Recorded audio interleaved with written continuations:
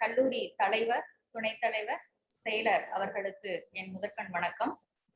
பெருமைக்கும் போற்றுதலுக்கும் உரிய நம் தீந்தமிழ் தியாகராசர் கல்லூரியின் தமிழ் துறையில் திங்கள்தோறும் சைவ சித்தாந்த சொற்பொழிவு நடைபெற்று வருகின்றது. அந்த வகையில் இந்த கல்வியாண்டின் முதல் பொழிவு இனிதே இணைய வழியில் துவங்கியுள்ளது.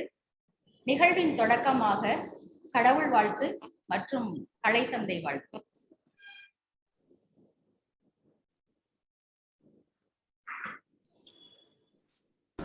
வானாகி மண்ணாகி வழியாகி ஒளியாகி ஊனாகி உயிராகி உள்மையுமாய் இன்மையுமாய் கோனாகி யான் எனதென்றவரவரை கூத்தாட்டு வானாகி நின்றாயை என் சொல்லி வாழ்த்துவனே.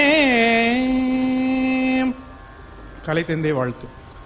சித்தத்துள் சிவத்தை வைத்தார், செந்தமிழ்நாவில் வைத்தார், வித்தகம் தொழிலில் வைத்தார், வெறுப்பினை தொண்டில் வைத்தார், எத்திசை புகழும் வைத்தார், எண்ணிலார் வாழ வைத்தார், அத்தனாம் தியாகராசர் அண்ணலை கருத்துள் வைப்பார்.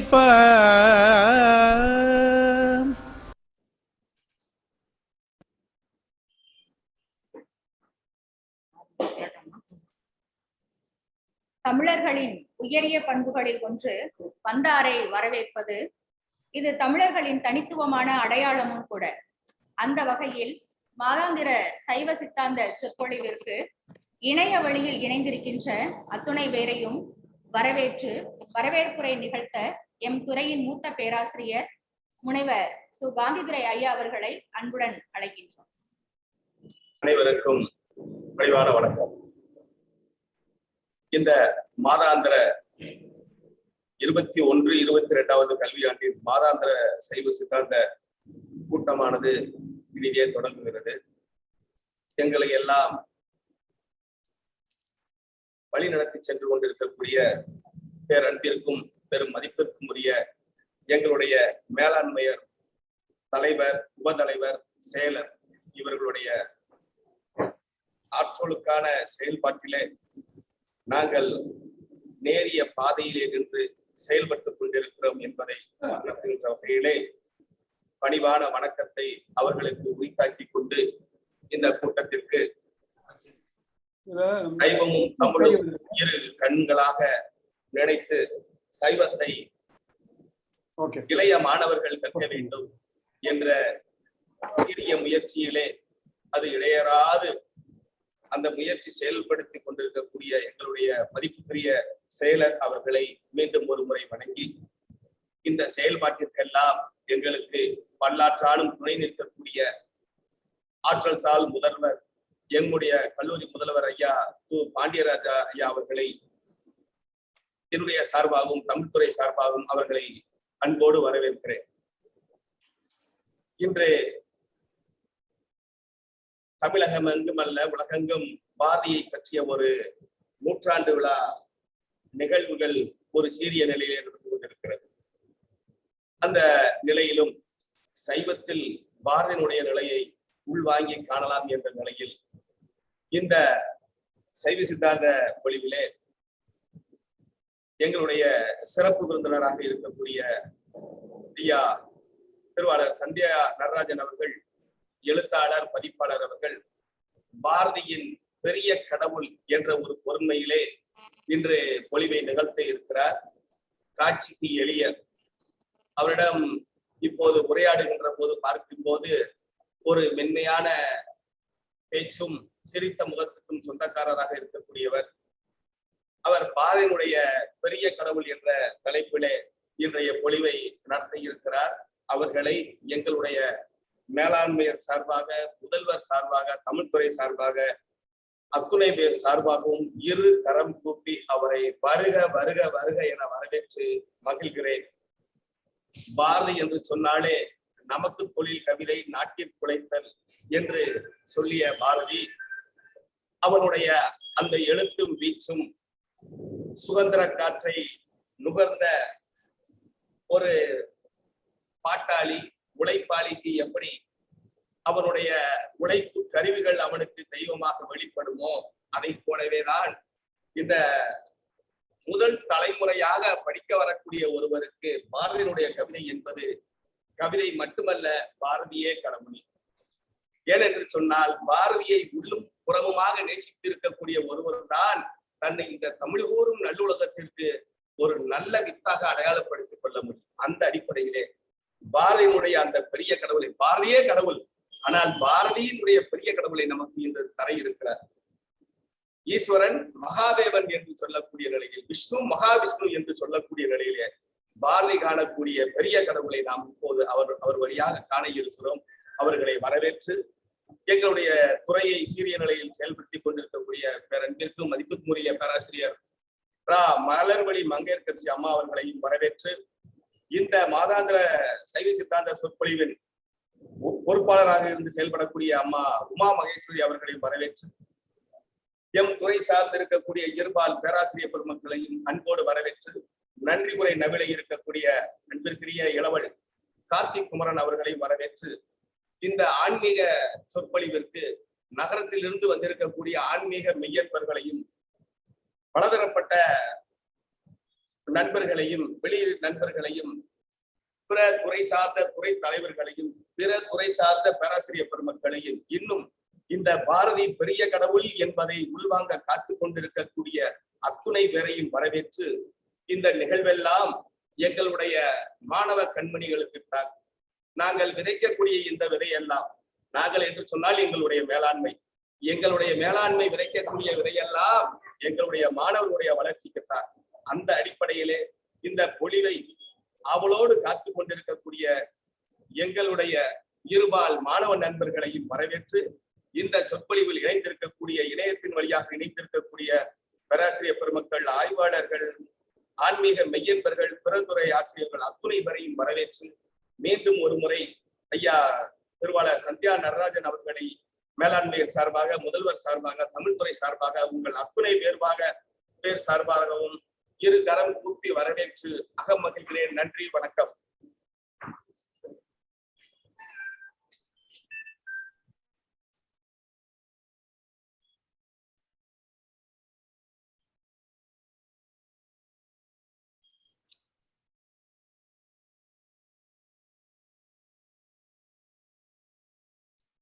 அம்மா நீங்க மியூட் பண்ணிருக்கீங்க, அன்மியூட் பண்ணுங்க.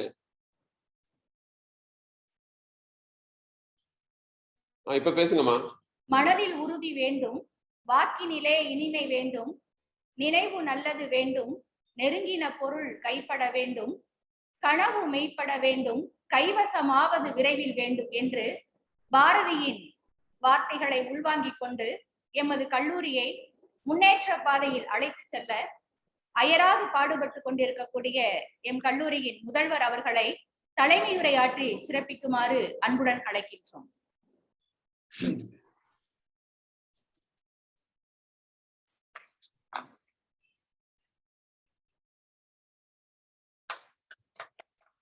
எழுத்தாளர் மற்றும் பதிப்பாளர், பாரதியின் மேல் பாசம் கொண்டவர், மொழிபோல் சிறந்து விளங்கக்கூடியவர், இன்றைய பேச்சாளர் ஐயா சந்தியா நடராஜன் அவர்களே, தமிழ்துறை தலைவர் முனைவர் மலர்விழி மங்கையர்கரசி அவர்களே, மூத்த பேராசிரியர் காந்திதுரை அவர்களே, ஒருங்கிணைப்பாளர் அவர்களே, பேராசிரியர் பெருமக்களே, இந்த சொற்பொழிவை கேட்பதற்காக இணையத்தில் இணைந்திருக்கிற மதுரை நகர பெருமக்களே, மாணவ செல்வங்களே, உங்கள் அத்துணை பேருக்கும் அன்பான காலை வணக்கத்தை தெரிவித்துக் கொள்கிறேன். நமது கல்லூரி அறிவும் அன்புமே சிவம், அறிவும் அன்புமே சிவம் என்பதை தாங்கி பிடித்துக் கொண்டு ஒரு 73 ஆண்டுகளாக இந்த உயர்கல்வியிலே ஒரு வீர நடை போட்டுக் கொண்டிருக்கிறது. பல்வேறு முத்திரைகளை பதித்திருக்கிறது. பல்வேறு விழுமியங்களை தன்னகத்தே கொண்டிருக்கிறது. அவற்றில் ஒன்றுதான் இந்த சைவ சித்தாந்த சொற்பொழிவு. கல்லூரி தொடங்கிய நாள் முதல் இன்று வரை எவ்வித விடுதலும் இல்லாமல் தொடர்ச்சியாக மாதம் மாதம் நாங்கள் இதை நடத்தி கொண்டிருக்கிறோம். சைவ சித்தாந்த சொற்பொழிவு என்பது எங்களுடைய மேலாண்மையர், குறிப்பாக கல்லூரி தலைவர் அவர்கள், கல்லூரி உபதலைவர் அவர்கள், செயலர் அவர்கள் இந்த சைவ சித்தாந்த சொற்பொழிவை அவ்வளவு விருப்போடு இந்த நிகழ்வு நடந்தவுடன் உடனடியாக நாங்கள் இதை பதிவு செய்து உடனடியாக அனுப்ப வேண்டும், அதை உடனடியாக கேட்டு அதில் உள்ள கருத்துக்களை எங்களோடு பகிர்ந்து கொள்வார்கள். அந்த அளவு எங்களுடைய மேலாண்மையார் இந்த நிகழ்விலே அவ்வளவு சிரத்தை எடுத்து நடத்தி கொண்டிருக்கிறார்கள். அதற்கு என்ன காரணம் என்று கேட்டால், மாணவ செல்வங்கள் சைவத்தை பற்றி தெரிந்து கொள்ள வேண்டும். அதுதான் மாணவ செல்வங்களுக்காக, நகர பொதுமக்களுக்காக, வெளியூரில் இருக்கும் அன்பர்களுக்காக, இப்படி பல்வேறு அனைவருக்குமாக வெவ்வேறு நிகழ்வுகளை நடத்தி கொண்டிருக்கிறோம். மாதாந்த சைவ சொற்பொழிவு, அதற்கப்புறம் ஒவ்வொரு ஆண்டும் இங்கே கல்லூரியிலே தங்கி அவர்களுக்கு ஒரு 10 நாள் தொடர் சைவ சித்தாந்த வகுப்பு, இப்படி பல்வேறு வகுப்புகளை நாங்கள் நடத்தி கொண்டிருக்கிறோம். இந்த பாரதியினுடைய 100வது நினைவு ஆண்டிலே உண்மையிலேயே இந்த பாரதியின் பெரிய கடவுள் என்ற தலைப்பிலே சொற்பொழிவு ஆற்றுவது என்பது சாலச் சிறந்தது. எப்படியோ அதுவும் ஒன்றாக அமைந்து விட்டது. பாரதி ஒரு பொக்கிஷம். நீங்க பாரதியை எப்படியெல்லாம் உரசி பார்க்கிறீர்களோ அப்படியெல்லாம் அவர் ஒளிர்வார். பாரதியை உங்களுக்கு தமிழ் மொழி வேண்டுமா? நீங்கள் தமிழ் மொழியை மனதில் வைத்துக் கொண்டு பாரதியை உரசி பாருங்கள், உங்கள் தமிழ் மொழி தலை தோங்கும். உங்களுக்கு தமிழ் இசை வேண்டுமா? தமிழ் இசையை மனதில் வைத்துக் கொண்டு பாரதியை உரசி பாருங்கள், தமிழின் இசை உங்களுக்கு தெரியும். உங்களுக்கு நாட்டுப்பற்று வேண்டுமா? ஆன்மீகம் வேண்டுமா? உங்களுக்கு என்ன வேண்டும்? கடவுளை பற்றி வேண்டுமா? ஒரு பன்முக தன்மை கொண்டவர். அவர் ஒரு அமிர்த சுரபி, அல்ல குறையாதவர். எப்படி வேண்டுமானாலும் பார்க்கலாம். அறிவியல் வேண்டுமா? பாரதியிடம் இருக்கிறது. உங்களுக்கு என்னென்ன வேண்டும்? பாரதியிடம் இருக்கிறது. ஒரு முழுமையான மனிதர், எனக்கு தெரிந்து ஒருவரை நான் முழுமையான மனிதர் என்று சொன்னால் அது பாரதியைத்தான் சொல்ல வேண்டும். அந்த ஒரு முழுமையான மனிதரை பற்றி இன்று பாரதியின் பெரிய கடவுள் என்ற தலைப்பிலே ஐயா அவர்கள் பேச இருக்கிறார்கள். அதுவும் நமக்கு நாம் கொடுத்து வைத்தவர்கள். ஒரு நூலை அழகாக ஒரு மணி நேரத்திலே நமக்கு சொல்ல இருக்கிறார்கள். அது மிகவும் சிறப்பு வாய்ந்தது. ஐயா, உங்களுடைய பேச்சை நானும் கேட்க அவரோடு எதிர்பார்த்துக் கொண்டிருக்கிறேன் என்று கூறி இந்த சொற்பொழிவை ஏற்பாடு செய்த தமிழ்துறை ஆசிரியர் அனைவருக்கும் பாராட்டுகளை தெரிவித்துக் கொண்டு உங்களை மீண்டும் ஒரு முறை கல்லூரி சார்பாக வருக என்று வரவேற்று விடைபெறுகிறேன். நன்றி, வணக்கம். தலைமையுரையாற்றி சிறப்பித்த முதல்வர் அவர்களுக்கு நன்றி. ஞான நல்லறம், வீர சுதந்திரம், பேணும் நற்குடி பெண்ணின் குணங்களாம் என்றார் முண்டாசு கவி.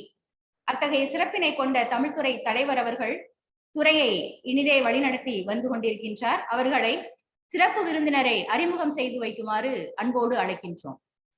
திருச்சிற்றம்பலம். சிவசிதம்பரம். தசையினை தீச்சுடினும் சிவ சக்தி என பாடும் நல்வரம் கேட்டேன். அனைவருக்கும் வணக்கம். ஆம், பாரதி சொன்ன அந்த சிவ சக்தி என பாடும் நல்வரம் கேட்டேன்.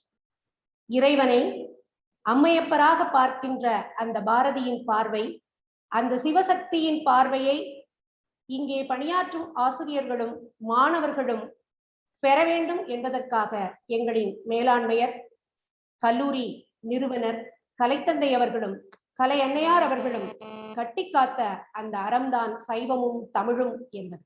இந்த செம்மாந்த இரு அறங்களும் எங்கள் தியாகராசர் கல்லூரியை தீந்தமிழ் தியாகராசர் கல்லூரி என்று முன் ஒட்டோடு மிகச்சிறந்த அடைமொழியோடு வழங்கி கொண்டு வந்து கொண்டிருக்கின்றது. அப்படிப்பட்ட அந்த வழியிலே வாழையடி வாழை என வந்த திருக்கூட்ட மரபு என்பது போல தற்போதைய தலைவர் அவர்களும் உபதலைவர் அவர்களும் செயலர் அவர்களும் விளங்கி கொண்டிருக்கின்றார்கள். சென்ற 15ஆம் நாளன்று, இந்த மாதத்தின் 15ஆம் நாளன்று பாரதியினுடைய நினைவு 100ஆண்டு விழாவை மரபின் மைந்தன் முத்தையா அவர்களை பேச வைத்து எங்களுக்கு துவக்கி வைத்தார் எங்களின் செயலர் அவர்கள். அப்பொழுது அவர்கள் பணித்த ஒரு சொல்லானது, தொடர்ந்து பாரதியை இந்த ஆண்டு முழுவதும் சிந்தித்துக் கொண்டே இருங்கள் என்று. அந்த நேரத்தில் தான் எனக்கு ஆசிரிய பெருமக்களோடு கலந்து பேசிய பொழுது இந்த எண்ணம் வந்தது. முதல் கூட்டமும் நாம் பாரதியினுடைய அந்த கடவுள் சிந்தனையோடு துவங்கினால் என்ன என்றுதான். எனவே பாரதி சிந்தித்த அந்த சிவசக்தி என்று சொல்ல வருகின்ற அந்த ஒரு பொருண்மையைத்தான் உலகில் எத்துணை சமயங்கள் இருக்கலாம், சைவ சமயம் தவிர வேறு எந்த சமயமும் ஆணுக்கும் பெண்ணுக்கும் சரிநிகர் சமானமாய் இடம் கொடுத்தது கிடையாது. அறுதியிட்டு உறுதியாக சொல்ல முடியும். தனித்தனி வடிவங்கள் வேண்டுமானாலும் இருக்கலாம், ஆனால் அர்த்தநாரீஸ்வரம் என்று சொல்லக்கூடிய உமையொரு பாகனாக காட்சி தருவது எம்பிரான் அம்பலவாணன் தான், ஆடல் வல்லான் தான். எனவே அத்தகைய சைவ சித்தாந்தத்தின் பொழிவினை நாம் பாரதியிலே பார்க்க முடியும். அந்த பசு பாசம் என்கின்ற முப்பொருள் உண்மையில் பதி உண்மையை நிச்சயம் காண முடியும் என்று சிந்தித்த பொழுது இன்றைய சிறப்பு சொற்பொழிவாளரினுடைய அந்த அருள் தரிசனம் என்பது தினமணி வாயிலாக எனக்கு கிடைத்தது. தினமணி நாளிதழின் தமிழ் மணியிலே தினமணி ஆசிரியர் வைத்தியநாதன் அவர்கள் அவர்களுடைய பெரிய கடவுள் என்கிற நூலை பற்றிய அறிமுகம் தந்திருந்தார். அதற்கப்புறம் தொடர்ந்து அவரை அழைத்ததற்கான தருணங்களை எல்லாம் அமைத்துக் கொண்டு இன்றைக்கு அவர் நம்முன் உரையாற்ற காத்துக் கொண்டிருக்கின்றார். அவரை பற்றி அறிமுகம் செய்வது என்றால், பாரதியின் வரிகளில் சொல்லுவது என்றால், சந்தியா நடராஜன் ஆணுக்கு பெண் இளைப்பிள்ளை காணென்று கும்மியடி, ஆணும் பெண்ணும் சரிநிகர் சமானமாய் வாழ்வோம் இந்த நாட்டில். எல்லாம் பாரதியை படிப்போம், பாரதியை போற்றுவோம். ஆனால் அனைவரும் அந்த வாசகங்களை பின்பற்றி இருக்கிறோமா என்றால் அது அந்த இடத்தில் ஒரு சின்ன இடர்பாட்டை கொண்டு வந்து தந்துவிடும். ஆனால் இன்றைய சிறப்பு விருந்தினர் நம் சைவம் போற்றுகின்ற நடராசன் என்கின்ற ஆடல் வல்லானின் பெயரை கொண்டிருக்கிறார். அது ஒரு பொருத்தம். அதோடு கூட அவர் பாரதியை போலவே பெண்மையை போற்றுகின்றவராக சரிநிகர் சமானமாக சந்தியா என்கின்ற அந்த பெயரையும் தன்னோடு இணைத்துக் கொண்டிருக்கின்றார். எனவே இன்றைய கூட்டத்திற்கு பாரதியை பற்றி பேசுவதற்கு அவர் சால பொருத்தமுடையவர். அது மட்டுமல்ல, பாரதி சொன்னது போல சென்றிடுவீர் எட்டு திக்கும் கலை செல்வங்கள் யாவும் கொணர்ந்திங்கு சேர்ப்பீர் என்று சொன்னாரே, அதனை போல நிறைய ஆங்கில நூட்களினுடைய மொழிபெயர்ப்புகளை அவர் தமிழிலே தந்திருக்கின்றார். இதுவும் அவரை இந்த கூட்டத்திற்கு அழைத்ததற்கான மிகச்சிறந்த சால பொருத்தமாக நான் எண்ணுகின்றேன். அவரினுடைய அந்த பயோகிராபி பயோடேட்டா என்று பார்த்த பொழுது உண்மையிலேயே நான் வியந்து போனேன். மாயவரத்திலே பிறந்த 1960களில் பிறந்தவர், ஆங்கில இலக்கியம் படித்தவர். சரியா? ஆங்கில இலக்கியம் படித்தவர், இத்துணை தமிழில் கவிஞராக இருக்கின்றார், ஆழங்காட்பட்ட நூல்கள் எழுதுகின்றார், மிக அதிகமாக மொழிபெயர்ப்புகளையும் தந்திருக்கிறார் என்று பார்க்கின்ற பொழுது அவரை அறிமுகம் செய்து வைப்பதில் நான் செம்மாந்த பெருமை கொள்கின்றேன். எங்களின் முதல்வர் அவர்கள் சொன்னது போல அவருடைய தலைமையுரை இன்றைக்கு மிக தகுதிப்பாடுடைய செம்மாந்த உரையாக அமைந்திருந்தது. பாரதியை உரசி பாருங்கள், பாரதி அனைத்தையும் தரவல்லவன் என்று சொன்ன அவரின் பார்வை எங்களுடைய இளைஞர்களுக்கு ஒரு உத்வேகமூட்டுகின்ற ஊக்க மருந்தாக இருக்கும். அவர்கள் பாரதியின் கவிதைகளை இன்றைக்கே புரட்டி பார்க்க ஆரம்பித்து விடுவார்கள் என்பதை நான் உறுதியாக நம்புகிறேன். தமிழ்துறை தலைவராக அவருக்கு நான் நன்றியையும் சொல்லிக்கொள்ள கடமைப்பட்டிருக்கின்றேன். அங்கே அவர் சொன்னதை போல பாரதியை பற்றிய அந்த பார்வைக்குள் அவர் வருவதற்கு 1980 கனவு சிறகுகள் என்கிற முதல் கவிதை நூலை தந்திருக்கின்றார். சென்னையிலே சுங்கத்துறை அதிகாரியாகவும் இருந்திருக்கின்றார். ஏனென்றால் தமிழுக்கு வருபவர்கள் எல்லாம் தமிழ் படித்தவர்கள் மாத்திரம் வந்தால் தமிழ் வளர்ச்சி அடையாது. அதையும் தாண்டி எல்லா இடங்களிலும் இருக்கக்கூடியவர்கள் தமிழனை சுவீகரித்துக் கொள்வாள் என்பது போல சுங்கத்துறையில் பணியாற்றிய இவர் அதற்கு அடுத்து நிறைய பதிப்பு பணிகளை மேற்கொள்ளுகின்றார். புதுமை பித்தன் பதிப்பகம் என்று அவருடைய குடும்ப பதிப்பகம் அமைக்கின்றது. அதற்கு பின்பு அங்கு பணியாற்றிவிட்டு அதனுடைய ஒரு சகோதர பதிப்பகமாக சகோதரி பதிப்பகம், ஏன் சகோதர பதிப்பகம் என்றே சொல்லிக் கொண்டு வர வேண்டும், எல்லாவற்றிலும் மேன்லி என்று வருவதை உமன்லி என்று மாற்றுகிறோம் அல்லவா, அதே போல சகோதரி பதிப்பகமாக சந்தியா பதிப்பகத்தை அவர் துவக்கி இருக்கின்றார் என்று பார்க்கின்றோம். பதிப்பு பணி, மொழிபெயர்ப்பு பணி, மொழிபெயர்ப்பு நூல்கள் நிறைய எழுதியிருக்கின்றார். உலக திரைப்பட மேதை என்கின்ற அகிர குசோவாவினுடைய சுயசரிதையை மொழிபெயர்த்து தந்திருக்கின்றார். அதற்கு அவர் விருதும் பெற்றிருக்கிறார் என்று பார்க்கிறோம். அவருடைய தமிழ் நூல்கள் மிக அதிகமாக இருக்கின்றன. எதிரி, உங்கள் நண்பன், இந்த இரண்டும் பொருத்தப்பாடுவார்கள். எதிரி இல்லாதவர்கள் இருந்தால் அவர்களால் உத்வேகமாக முன்னேற முடியாது. எனவே நண்பன் இருப்பது போல ஒரு எதிரியாவது இருக்க வேண்டும். அவனுக்கு முன்னால நான் வாழ்ந்து காண்பிக்கிறேன் பார் என்கின்ற வைராக்கியம் தான் ஒருவருடைய வாழ்வினுடைய ஊக்க மருந்தாக இருக்கும். எனவே எதிரி என்று ஒரு நூல் எழுதியிருக்கிறார், உங்கள் நண்பன் என்று நூல் எழுதியிருக்கிறார், இனி இல்லை மரண பயம் என்று எழுதியிருக்கிறார். இந்த நூலினுடைய தலைப்பை பார்த்த உடனேயே பாரதியின் வழிதான் எனக்கு ஞாபகம் வந்தது. காலா என் காலருகே வாடா, உன்னை நான் சிறு புல்லன மதிக்கின்றேன் என்று சொன்ன அந்த வார்த்தை கூட இந்த இனிமேல் மரண பயம் இல்லை என்கின்ற இந்த நூலுக்கு ஆகர்ஷமாக அவருக்கு இருந்திருக்கக்கூடும். சாணக்கிய நீதியை தமிழிலே அவர் மொழிபெயர்த்து தந்திருக்கின்றார்.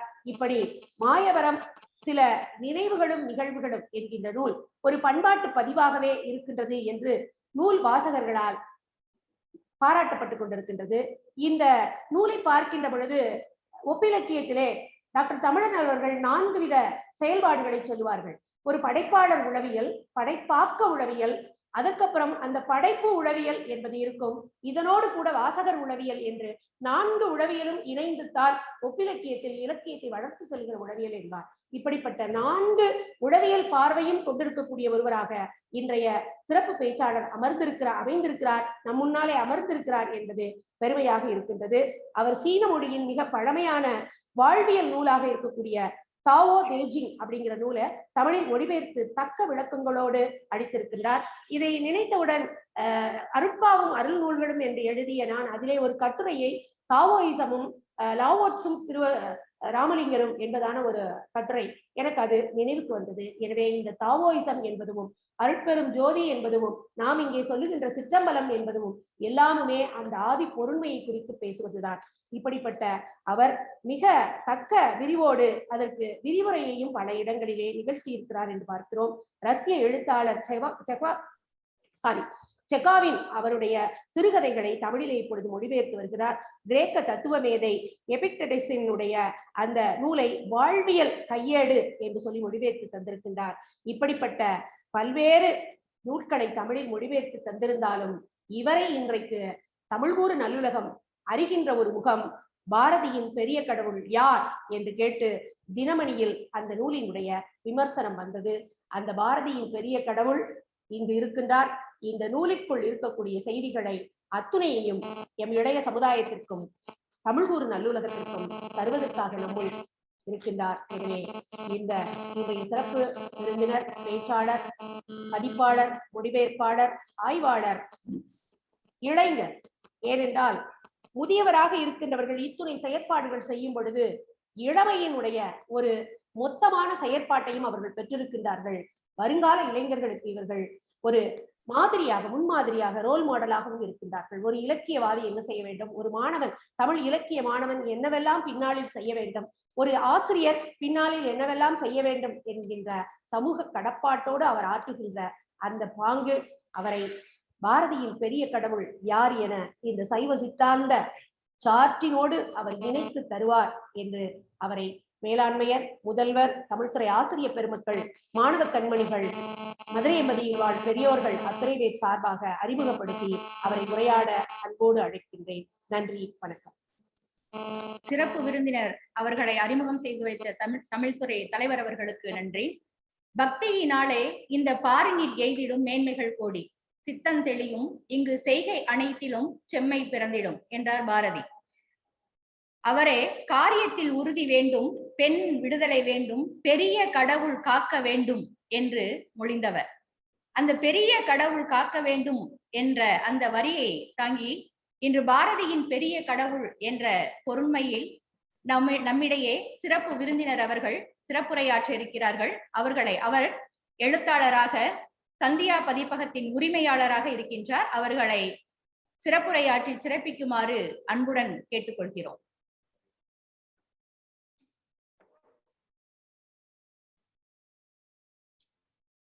வணக்கம். தியாகராஜர் கல்லூரியை தோற்றுவித்து சைவத்தையும் தமிழையும் கட்டி காத்து வருகிற அந்த தலைமுறையினருக்கும், அக்கல்லூரியினுடைய முதல்வர், தமிழ்துறை தலைவர், தமிழ்துறையில் பணியாற்றுகிற எனது அன்புக்குரிய பேராசிரியர்கள், மாணவர்கள் எல்லோருக்கும் என்னுடைய வணக்கத்தை முதலில் தெரிவித்துக் கொள்கிறேன். உண்மையிலேயே நான் மிகவும் பெருமைப்படுகிற மகிழ்ச்சி அடைகிற நாளாக இது அமைந்திருக்கிறது என்னை பொறுத்தவரையில். இந்த இன்றைய நிகழ்வில் தமிழிலே ஒரு மரபு உண்டு, இறைவன் தான் எல்லாருக்கும் அடியெடுத்து.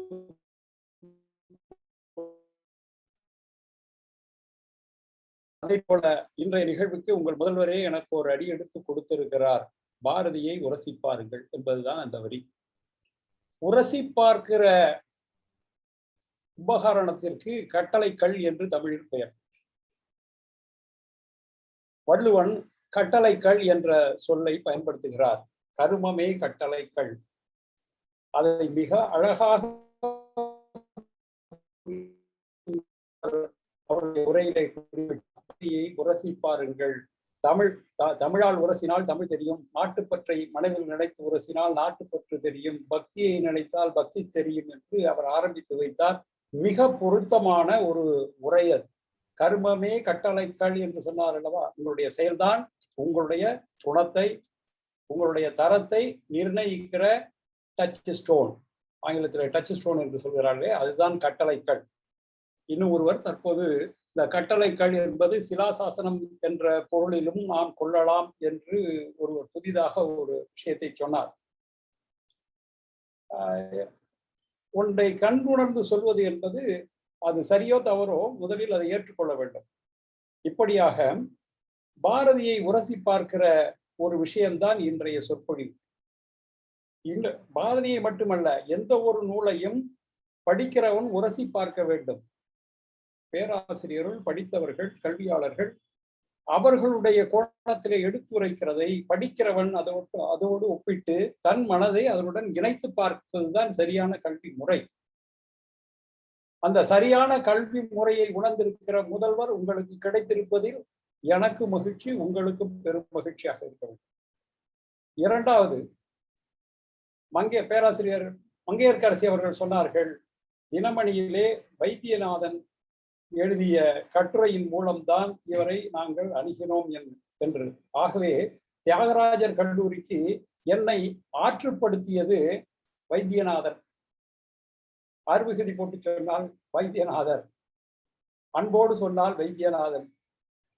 வைத்தியநாதன் தானே எல்லோரையும் ஆற்றுப்படுத்துகிறவர், எல்லோரையும் ஆட்டி வைக்கிறவரும் அவர்தானே.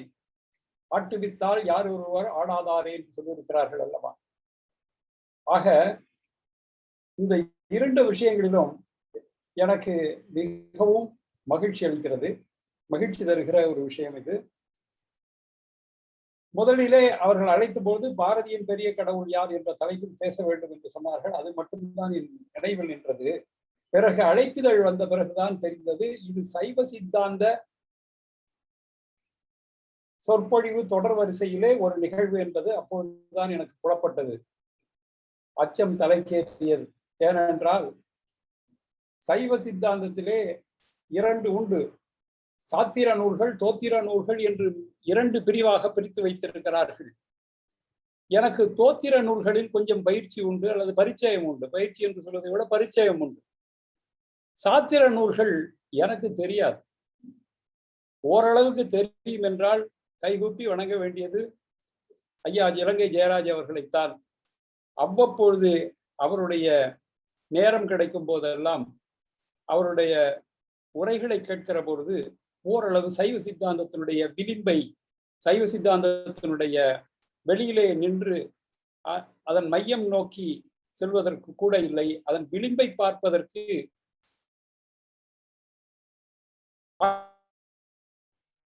நேரம் கிடைக்கும் போதெல்லாம் என்று சொல்வது கூட தவறான ஒரு செயல்தான். நேரம் எப்படி கிடைக்கும்? அவன் அருள் இருந்தால்தான் நேரம் கிடைக்கும். அவன் அருளாலே அவன்தாள் வணங்கி என்றுதானே சொல்கிறார்கள். அவன் தாளை வணங்குவதற்கு கூட இறைவனுடைய அருள் வேண்டும் என்கிற போது நேரம் என் கையில் எப்படி இருக்கும்? இருந்தாலும் எனக்கு சாத்திர நூல்களிலே, சைவ சாத்திர நூல்களிலே பயிற்சி இல்லை என்பதை உங்களுக்கு முன்பாகவே தெரிவித்துக் கொள்கிறேன். எனக்கு திருவாசகம் மிகவும் பிடித்த நூல். திருவாசகம் என்னுடைய தினசரி வாசகம் என்று சொல்லலாம்.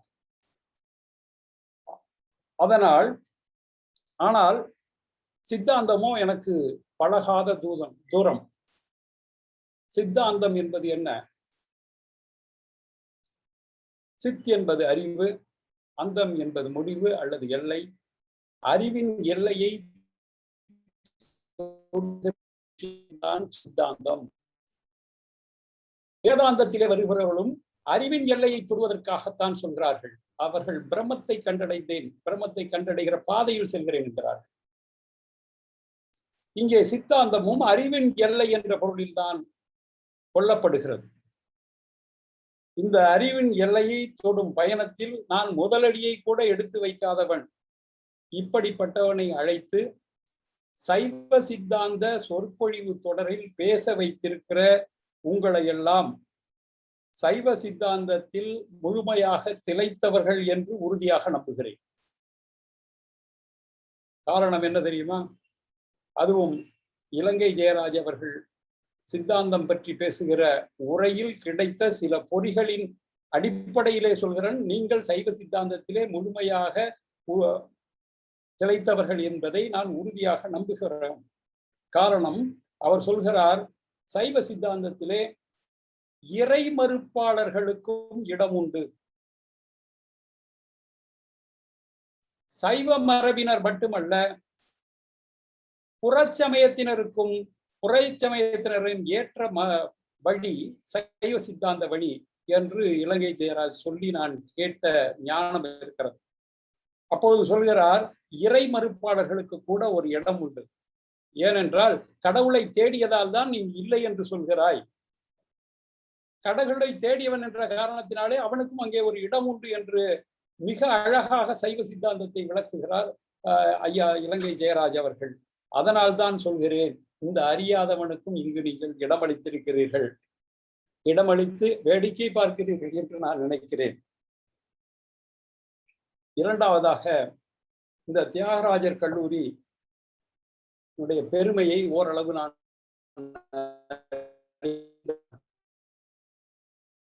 ஒரு முறை அந்த கல்லூரி வளாகத்திற்கு வந்திருக்கிறேன். அந்த வளாகமே ஒரு அழகும் அறிவும் பொழிந்த இடமாக இருக்கும். எனக்கு நெருக்கமான சில நண்பர்கள் உங்கள் பேராசிரியர்களாகிவிட்டார்கள். பேராசிரியர் மோகனா அவர்கள் மாணவியாக இருந்த காலத்திலே, ஆய்வு மாணவியாக இருந்த காலத்திலே அவருடைய அறிவின் திறமையும் இனம் கண்டு அவரை ஒரு நூல் எழுதுவதற்கு அழைத்தேன். நான் சொன்ன விஷயங்களை அவர் உள்வாங்கி விலாச இலக்கியங்கள் குறித்த ஒரு நூலை படைத்தார். ஒரு மாணவியாக இருந்த காலத்திலேயே SRM பல்கலைக்கழகத்தில் 1.5 லட்சம் ரூபாய் பரிசு தொகையுடன் ஒரு விருதை பெற்ற பேராசிரியர் மோகனா அவர்கள். இன்னொரு பேராசிரியர் எனக்கு தெரிந்தவர்கள் உங்கள் கல்லூரியிலே என்று சொன்னால் செந்தில் நாராயணன். அவர் சுப்பிரமணியம் என்ற மொழியியல் அறிஞரிடம் பயிற்சி பெற்றவர். அவரிடம் பல முறை கேட்டும் நான் தோற்று போனேன்.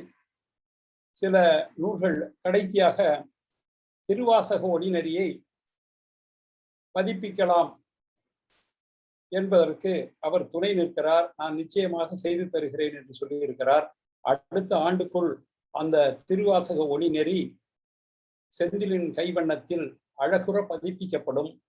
இப்படிப்பட்ட பேராசிரியர்களை கொண்ட உங்கள் கல்லூரியிலே ஒரு அரசாங்க அதிகாரியை அழைத்து பேச சொல்கிறது மிகப்பெரிய பெருமை அல்லவா? அதற்காகவும் நான் இந்த சொற்பொழிவை நிகழ்த்த மனம் கொண்டேன். மூன்றாவதாக, இந்த கல்லூரியை தோற்றுவித்த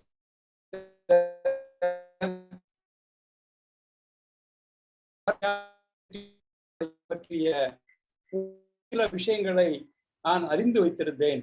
இப்பொழுது இந்த கல்லூரியில் பேச வேண்டும் என்கிற பொழுது அக்கல்லூரியின் வரலாற்றை முழுமையாக தெரிந்து கொள்ள வேண்டும் என்று ஆசைப்பட்டேன். அப்பொழுது கிடைத்த உணர்வு, இந்த கல்லூரியில் நாம்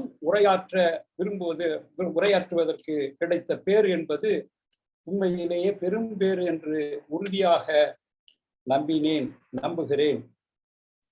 காரணம், கருமுத்து செட்டியாரின் சமூக உணர்வும் தன்னலமற்ற பணியும் வியப்புக்குரியன. அவர் பாரதி வாழ்ந்த காலத்திலே வாழ்ந்த பெரியவர். அவர் வாழ்ந்த காலத்திலே வாழ்ந்தவர் என்பது மட்டும் பெருமை அல்ல, பாரதியை போலவே வாழ்ந்திருக்கிறார் என்பதுதான் பெருமை. பாரதி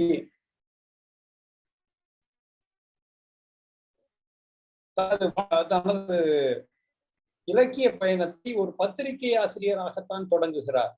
கல்வி பணி, ஆசிரிய பணி என்பது 100 நாள். இந்த வளாகம் அமைந்திருக்கிற மதுரை மாநகரிலே 100 நாள் மட்டுமே.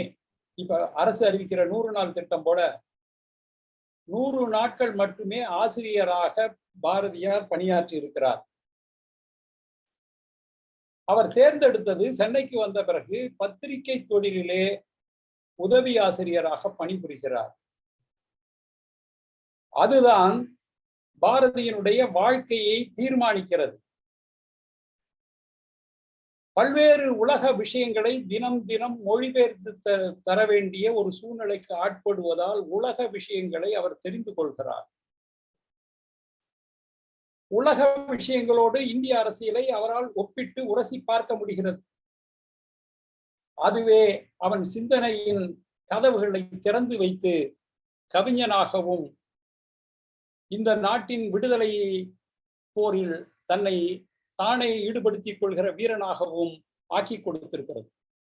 இதை போலவே உங்கள் கல்லூரியை நிறுவி கட்டி காத்த கருமுத்து தியாகராஜ செட்டியார் அவர்களும் இலங்கை சென்று இலங்கையிலே பத்திரிகை பணியிலே ஈடுபடுகிறார். பாரதியை போலவே இவரும் ஒரு பத்திரிகை பணியிலே ஈடுபடுகிறார். அப்பொழுது தமிழ்நாட்டிலிருந்து பசியால் வாடியவர்கள், பட்டினியில் கிடந்தவர்களை எல்லாம் கங்காணிகள் கொண்டு போய் இலங்கை மலையகத்திலே தோட்ட தொழிலாளர்கள் ஆக்கினார்கள். அவர்கள் தொழிலாளர்கள் என்று தொழிலாளர்களாக அழைத்து செல்லப்பட்டவர்கள் அவர்கள் அடிமைகளாக பிணிக்கப்பட்டார்கள். இங்கிருந்து செல்கிற பொழுது அவர்களுக்கு சூடு வைத்து, அடையாளத்திற்காக சூடு வைத்து அழைத்து சென்றிருக்கிறார்கள். அங்கே மிகப்பெரிய கொடுமைகளுக்கு ஆளாகி இருக்கிறார்கள். இவற்றையெல்லாம் அப்பொழுது பத்திரிகை தொழிலிலே இருந்த கருமுத்து தியாகராஜ செட்டியார் அவர்கள் கவனித்து வந்திருக்கிறார். அவற்றை பற்றி பத்திரிகைகளிலே பதிவு செய்திருக்கிறார். மாபெரும் கிளர்ச்சி எழுகிறது. அந்த போராட்டத்தின் மலையக தோட்ட தொழிலாளர்களுக்கான போராட்டத்தில் தலைமையை வகிக்கிறார். தன்னை முன்னிலைப்படுத்தி நிற்கிறார். இப்படி பெரும் கிளர்ச்சிகள் நடந்து கொண்டிருக்கிற காலகட்டத்தில் 1915 ஐரோப்பியர்களால் வெறுக்கப்படுகிற தமிழராக கருமுத்து தியாகராஜ செட்டியார் அடையாளப்படுத்தப்படுகிறார். அப்பொழுது இந்த கிளர்ச்சிகளினாலும் பத்திரிகைகளிலே எழுதப்பட்டதனாலும் இங்கிலாந்து அரசு ஒரு குழுவை நியமிக்கிறது. தோட்ட தொழிலாளர்களின் கொடுமைகளை கண்டறிய, அவர்களுக்கு ஏற்படுகிற பாதிப்புகளை அறிய, அவர்கள் நலத்திற்காக ஒரு குழுவை அமைக்கிறது. அந்த குழுவிலே 2 பேர் இடம்பெறுகிறார்கள்.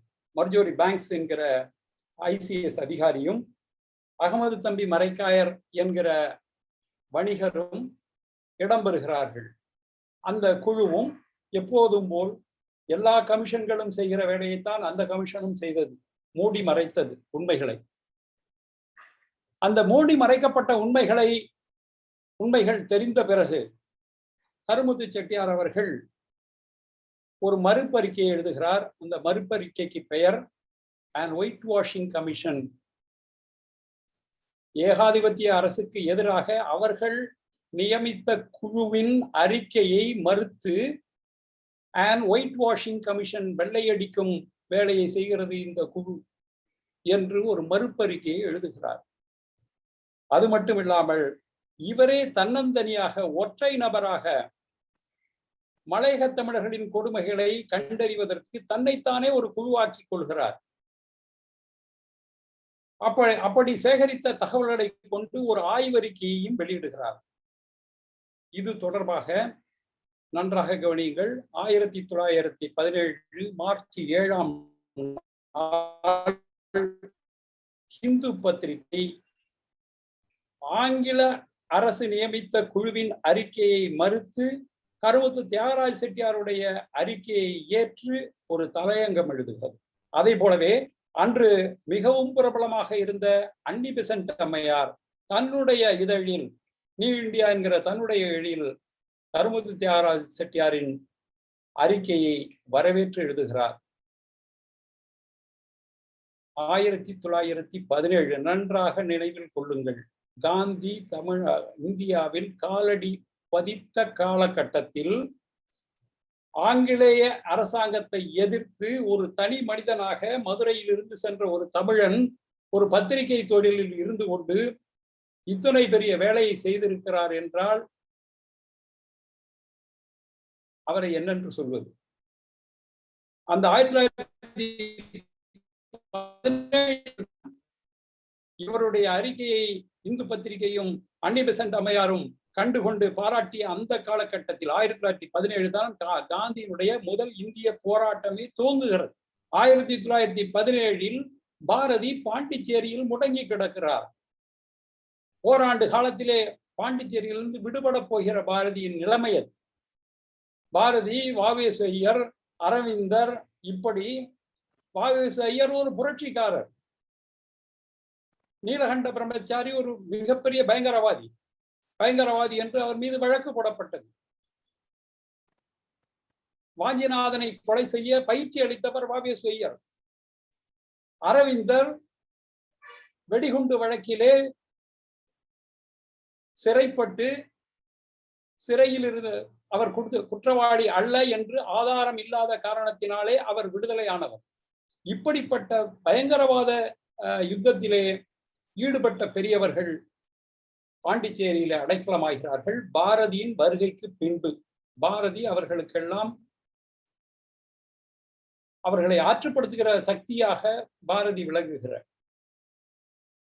இப்படிப்பட்ட சூழ்நிலையில் தான் ஆங்கில அரசை எதிர்த்து அக்குழுவின் அறிக்கையை மறுத்து எழுதியவர் உங்கள் கல்லூரியை கட்டி நிறுவிய கருமுத்து செட்டியார் என்பதை மனதில் கொண்டால் பாரதியின் பலம் என்ன என்று உங்களுக்கு தெரியும். ஆக இப்போது சொல்லுங்கள், நான் சைவ சித்தாந்த மரியாத பிள்ளைதான். இத்தகைய பெரியவர் நிறுவிய கல்லூரி வளாகத்தில் நித்தம் வலம் வரும் உங்களோடு நான் உரையாட உடன்பட்டதும் ஆசைப்பட்டதும் நியாயமா இல்லையா என்று. இத்தகைய துவக்க விஷயங்களுடன் இன்னொரு செய்தியையும் நான் சொல்ல விரும்புகிறேன். நான் முதன்முறையாக உங்கள் கல்லூரி வளாகத்திற்கு வந்தபோது கல்லூரியின் எதிரிலே மிகப்பெரிய தெப்பக்குளம். அந்த நீர்ப்பரப்பு என்பது நதிக்கரையில் தான் நாகரிகங்கள் உருவாகும். நதிக்கரை மனிதனை உருவாக்குகிறது. நான் ஒரு நதிக்கரையிலே பிறந்தவன், காவிரி கரையிலே பிறந்தவன். அதனால் எங்கு சென்றாலும் நீரை கண்டால் மோகம் வரும், நீரை கண்டால் அமைதி கொள்ளலாம். இந்த வளாகத்தினுடைய அமைதிக்காகவே அந்த நீர்நிலையை கட்டி வைத்திருப்பது போல் எனக்கு தோன்றியது. அதற்கு பிறகுதான் உங்களுடைய கல்லூரியின் இறை வணக்க பாடலை நான் கேட்டேன். வானாகி மண்ணாகி வழியாகி ஒளியாகி ஊனாகி உயிராகி உண்மையுமாய் இன்மையுமாய் கோணாகி அவரவரை யான் எனது என்று கூத்தாட்டுவானாகி நின்றானை என் சொல்லி வாழ்த்துகனே. மிக அழகான ஒரு பாடல் ஒலித்தது இந்த நிகழ்ச்சியின் ஆரம்பத்திலே. எனக்கு மிகவும் பிடித்தமான திருவாசக பாடல் அது. இந்த பாடலை 500க்கும் மேற்பட்ட இருக்கிற தேவார திருவாசக பாடல்களிலே இந்த பாடலை இறைவணக்க பாடலாக ஏன் வைக்க வேண்டும் என்று ஒரு முறை நான் சிந்தித்தேன். எவ்வளவு சைவமும் தமிழிலும் ஈடுபாடு இருந்தால் உங்கள் நிறுவனர் இந்த பாடலை இறைவணக்க பாடலாக தேர்ந்தெடுப்பார் என்று நினைத்த போது உள்ளபடியே உளம் மகிழ்ந்தேன். இந்த வளாகத்தை ஏன் இந்த இடத்திலே நீர்நிலை பரப்பு விரிந்து கிடக்கிற நீரும் விண்ணும் இருக்கிற ஒரு இடத்திலே இந்த வளாகத்தை அமைத்திருக்கிறார் என்பதும் அப்போதுதான் எனக்கு புலனாகியது. இறைவன் ஐம்பூதங்களால் ஆனவன், ஐம்பூதங்களிலும் இறைவன் தான் இருக்கிறான் என்பதிலே எல்லா மதங்களும் ஒன்றுபட சொல்கின்றன. எங்கும் வியாபித்திருக்கிறவன், எங்கும் நிலைத்திருக்கிறவன், அழியாதவன் என்றெல்லாம் எல்லா மதங்களும் ஒன்றாக பேசுகின்றன ஒரே குரல். இங்கே இந்த ஐம்பூதங்களிலே வாணி இருக்கிறது. வானாகி, மண்ணாகி, வழியாகி, ஒளியாகி என்று நான்கு பூதங்களும் இருக்கின்றன. நீர் எங்கு போனது? நீர், நிலம், வான், வழி, நெருப்பு என்று சொல்கிறோம் அல்லவா? இதிலே 4 பூதங்கள் இந்த பாடலிலே வருகிறது. ஒரு பூதம் இல்லை, நீர் இல்லை. நீர் இல்லாததால் இந்த கல்லூரியே பெரிய நீர்ப்பரப்புக்கு எதிரே கட்டி வைத்திருக்கிறாரோ என்று எனக்கு மனதிலே பட்டது. இப்படி இந்த சூழ்நிலைக்கு ஏற்ப இந்த பாடல் இருக்கிறது என்று ஒரு மனதிலே தென்பட்டது. அதை உங்களுடன் நான் சொல்லிக்கொள்ள விருப்பப்பட்டேன். இத்துடன் நான் பாரதியின் பெரிய கடவுள் யார் என்று உங்களோடு சேர்ந்து பேசுவோம். நான் பேசவில்லை, உங்களோடு கலந்து பேசுவோம் என்றுதான் எனக்கு தோன்கிறது. இது ஒரு தத்துவார்த்தமான தலைப்பாக இருக்கிறது. பாரதி என்றால் வெகுண்டு எழுகிறவன், சிறந்து பேசுகிறவன், காதல் மொழி பேசுகிறவன் என்றெல்லாம் இருந்தால் மாணவர்கள் கட்டுக்கோப்பாக கேட்டுக்கொண்டிருப்பார்கள். ஆனால் இது ஓரளவுக்கு வகுப்பறையில் நடத்துகிற பாடத்தை போன்றுதான் இந்த சொற்பொழிவு அமைய வேண்டிய சூழ்நிலை இருக்கிறது. அதனால் மாணவர்களே, சித்தம் கலங்காமல் இருங்கள். நான் அதிகம் சோதிக்க மாட்டேன். அப்படியும் உங்களுக்கு உளம் நோகுமானால், மனம் நோகுமானால் அது விதிப்பயனே அன்றி என்னுடைய தவறு இல்லை. இந்த பாரதியினுடைய இப்ப மாமிகேஸ்வரி அவர்கள் அறிமுக உரை ஆற்றும் போது கூட இந்த நிகழ்ச்சியினுடைய துவக்கத்தில் பாரதியின் 4 வரிகளை சொன்னார்கள். இப்படித்தான் அந்த பாரதியின் பாடல் வரி வரியாக என் மனத்திலே பதிந்தது. வேண்டுவன என்பது தலைப்பு. பாரதியின் பாடல் தலைப்பு வேண்டுவன என்பது. அவன் வேண்டாத பொருளே கிடையாது. இதை பற்றி பேசுவதற்கு பல மணி நேரங்கள் ஆகும். வேண்டும் வேண்டும் வேண்டும் என்று வரம் கேட்டுக்கொண்டே இருக்கிறான். நான் நன்றாக மனதில் பதிய வைத்துக் கொள்ளுங்கள். கண்ணன் பாட்டோ, குயில் பாட்டோ, பாஞ்சாலி சபதமோ எல்லோரையும் வசீகரிக்கிற விஷயங்கள். தேசபக்தி பாடல்கள் அரசியல் மத்தியில் பிரபலமானவை. ஆனால் ஒரு கவிஞனுடைய, ஒரு படைப்பாளினுடைய உள்ளம் எங்கு தென்படுகிறது என்பதற்கு ஒரு சாவி வேண்டுமல்லவா? அந்த சாவிதான் பாரதியினுடைய பக்தி பாடல்கள் அல்லது தெய்வீக பாடல்கள் என்று அறியப்படுகிற முதற் பகுதி. பாரதியினுடைய எந்த பாரதியார் பாடல்கள், பாரதியார் கவிதைகள், பாரதியார் பாடல்கள் என்று தலைப்பிடப்பட்டிருக்கிற எந்த புத்தகத்தை நீங்கள் தேர்ந்தெடுத்து படித்தாலும் அதிலே முதலில் வருகிற பகுதி விநாயகர் நான்மணி மாலை, 2வது தோத்திர பாடல்கள், 3வது வேதாந்த பாடல்கள். இந்த 3 பகுதியும் ஏதோ இது நமக்கு சம்பந்தம் இல்லாத பகுதி என்று பலரும் ஒதுக்கி விடுவார்கள். ஆனால் பிரபலமான பாரதியின் வாசகங்கள் எல்லாம் இங்கிருந்து கண்டெடுக்கப்பட்டு அப்பகுதி மட்டுமே உச்சரிக்கப்படுபவை தமிழ்நாட்டில். உதாரணத்திற்கு ஒன்று சொல்கிறேன். நெஞ்சுக்கு நீதியும் தோளுக்கு வாழும் என்று ஒரு பாடல் பராசக்தியின் மீது பாரதி பாடியிருக்கிறார். அந்த நெஞ்சுக்கு நீதி என்ற சொல் தான் தமிழகத்தினுடைய முன்னாள் முதல்வர் கலைஞர் அவர்களுடைய சுயசரிதைக்கு தலைப்பாக அமைந்திருக்கிறது. அவர் பகுத்தறிவு பாசறையிலிருந்து வந்தவர். ஆனால் பாரதியின் இந்த சொல் அவரை கட்டுப்படுத்தி இருக்கிறது. நெஞ்சுக்கு நீதி என்ற சொல் பாரதியின் வரியிலிருந்து எடுக்கப்பட்டவையாகத்தான் இருக்க வேண்டும். அப்படித்தான் ஒவ்வொன்றும் ஆழ்ந்த பொருளுள்ளவை எல்லாம் அப்படித்தான் இருக்கும். யோசிக்கும் வேளையில் என்று ஒரு தொடர் எழுதினார் ஜெயகாந்தன். அந்த யோசிக்கும் வேளையில் என்பது எங்கிருந்து வந்தது? யோசிக்கும் வேளையில் என்ற தலைப்பு எங்கிருந்து வந்திருக்க முடியும்? வேளையில் என்பது தாய்மானவருடைய வரி.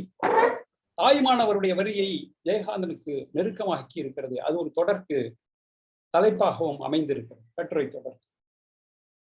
இப்படி பாரதியினுடைய பல வரிகள் பாரதியினுடைய கருத்துக்களுக்கு எதிர்கருத்துக்கள் கொண்டவர்களால் கூட கொண்டாடப்பட்டிருக்கின்றன.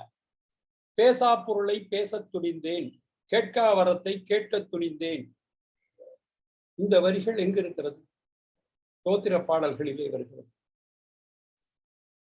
இந்த வரியை ஆமார்ஸ் அவர்கள் தன்னுடைய ஒரு கட்டுரை தொடருக்கு பேசா பொருளை பேசத் துணிந்தேன் என்று தலைப்பிட்டுக் கொண்டார்.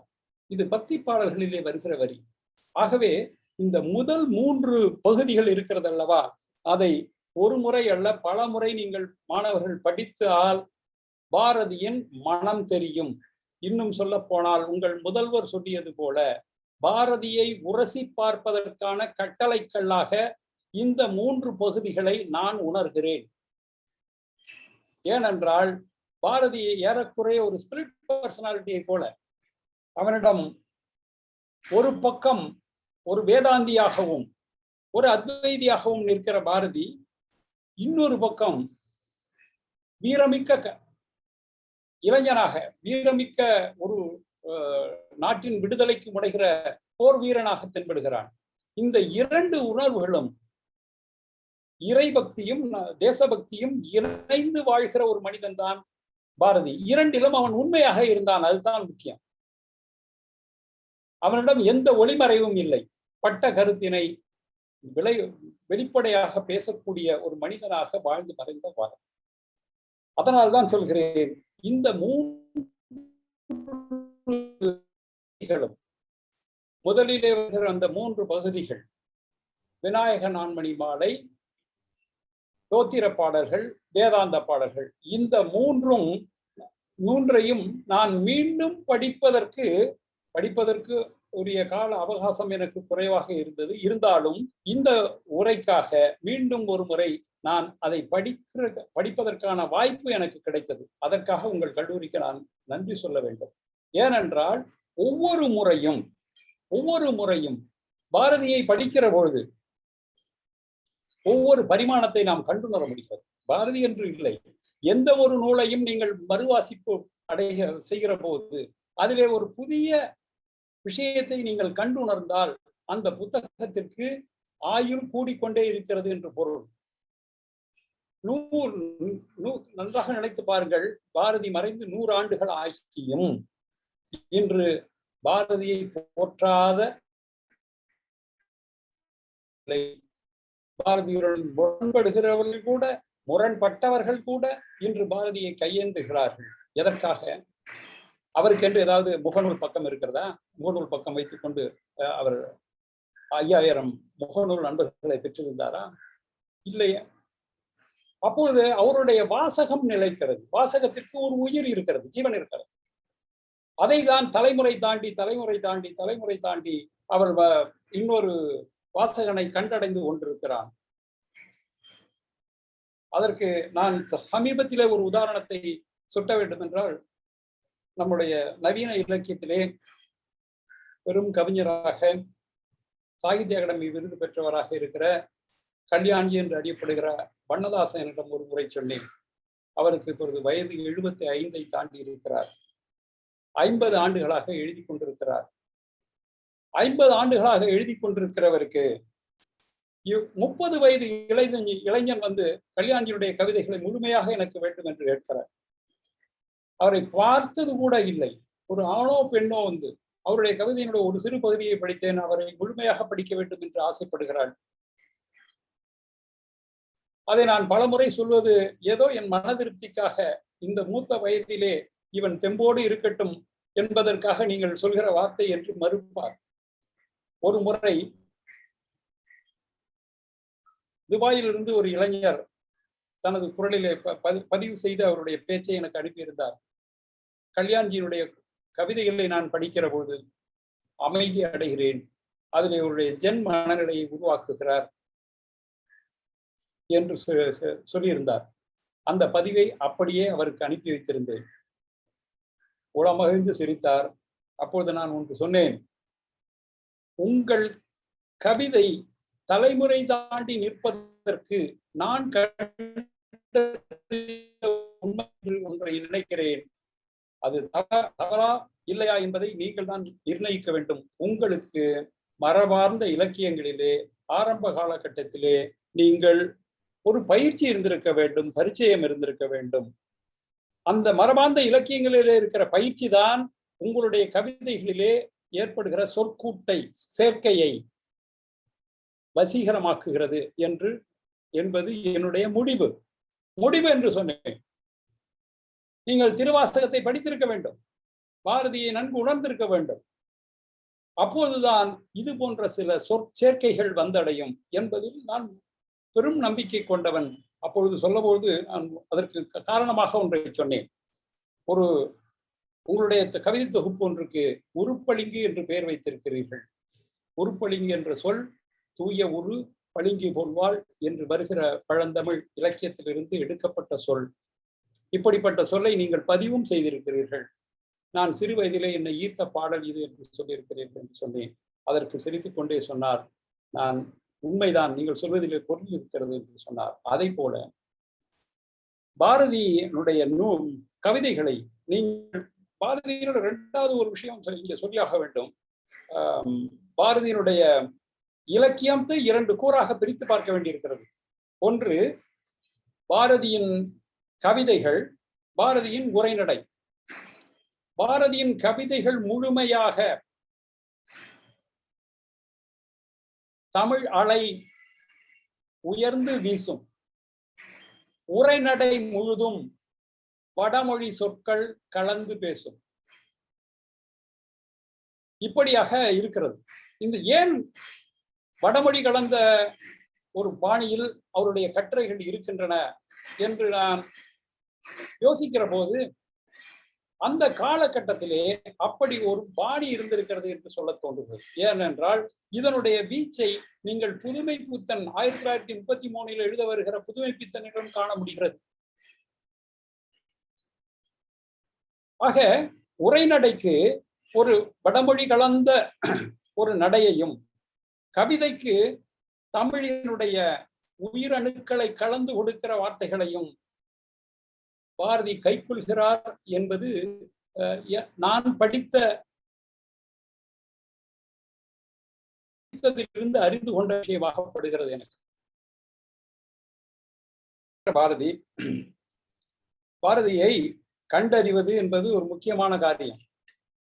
இதையெல்லாம் அந்த தலைப்புக்கு வருவதற்கு முன் சொல்வதற்கு காரணம், இன்று இருக்கிற சூழ்நிலையிலே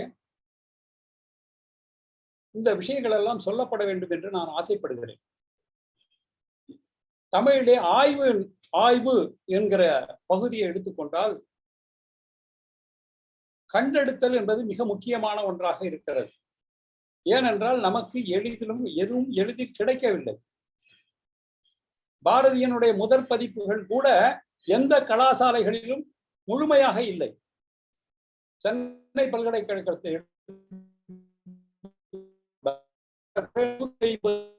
வரலாறு உள்ள பல்கலைக்கழகம், அங்கே போய் பாரதியினுடைய எல்லா படைப்புகளும் இருக்கிறதா என்று பார்த்தால் இல்லை. பாரதியின் பெயரிலே இருக்கிற பல்கலைக்கழகங்கள் இருக்கிறது. பாரதியின் பெயரிலே இருக்கிற பல்கலைக்கழகம் உள்ள கல்வி நிலையங்கள் இருக்கின்றன. ஆனால் பாரதியினுடைய படைப்புகள் முழுதும் இருக்கிறதா என்றால் இல்லை. அதற்கு நாம் எங்கோது அலைந்து தேட வேண்டும். தனிநபர்கள் வசம் சிக்கி இருக்கும். அவற்றை கண்டெடுப்பதே பெரிய காரியம். இப்ப சுதேசமித்திரர்கள் இருந்த கட்டுரைகளை கண்டறிவது என்பது மிகவும் சிரமமான காரியம். நீங்கள் டெல்லிக்கு செல்ல வேண்டும். பாரதி எழுதிய இன்னும் பல படைப்புகள் வந்து கொண்டேதானே இருக்கிறது. ஆக கண்டெடுத்தல் என்பது மிக முக்கியமான காரியம். ஆனால் கண்டெடுத்தல் என்பது ஆய்வினுடைய முதற் படி, அவ்வளவுதான். நமக்கு கிடைக்கவில்லை, நாம் சரியாக சேகரித்து வைக்கவில்லை என்பது குறைவின்மைதான் அதற்கு காரணம். ஒரு ரிசோர்ஸ் சென்டர் நமக்கு இல்லை. அதைத்தான் சொல்கிறேன். உங்கள் கல்லூரி கூட எனது இந்த சொற்பொழிவின் மூலம் ஒரு வேண்டுகோளை வைக்கிறேன். திருக்குறளையும் திருவாசகத்தையும் தனது இரு கண்களாக பாவித்தவர் கருமுத்து தியாகராஜ செட்டியார். ஆக இந்த இரண்டு நூல்களை பற்றிய எல்லா நூல்களும், இதுவரை வெளிவந்திருக்கிற எல்லா நூல்களும் பட்டியலிட்டு அவை உங்கள் கல்லூரியில் சேமிக்கப்பட வேண்டும். இது மிக முக்கியமான ஒரு காரியம். திருவாசகத்தில் எந்த பதிப்பு வந்திருந்தாலும் அந்த பதிப்பை நீங்கள் உங்கள் கல்லூரிக்கு சென்றால் கிடைக்கும் என்ற நிலையை நீங்கள் உலகுக்கு அறிவிக்க வேண்டும். எனக்கு ஒருவர் சொன்னார், இந்து அறநிலைத்துறையிலே கமிஷனராக இருந்த ஒருவர், ஒரு திருநெல்வேலி பிள்ளைமார் சமூகத்தைச் சேர்ந்த ஒருவர் திருவாசகத்திற்கு ஒரு உரை எழுதியிருக்கிறார் என்று சொன்னார்கள். அதை நம்பி நான் 7 ஆண்டு காலம் அலையாத இடம் கிடையாது. கடைசியில் அவர்கள் குடும்பத்தினரையும் அணுகி கேட்டேன். அவர்களிடம் இல்லை என்று சொல்லிவிட்டார்கள். நான் கேட்டேன், உங்கள் தந்தையார் விட்டு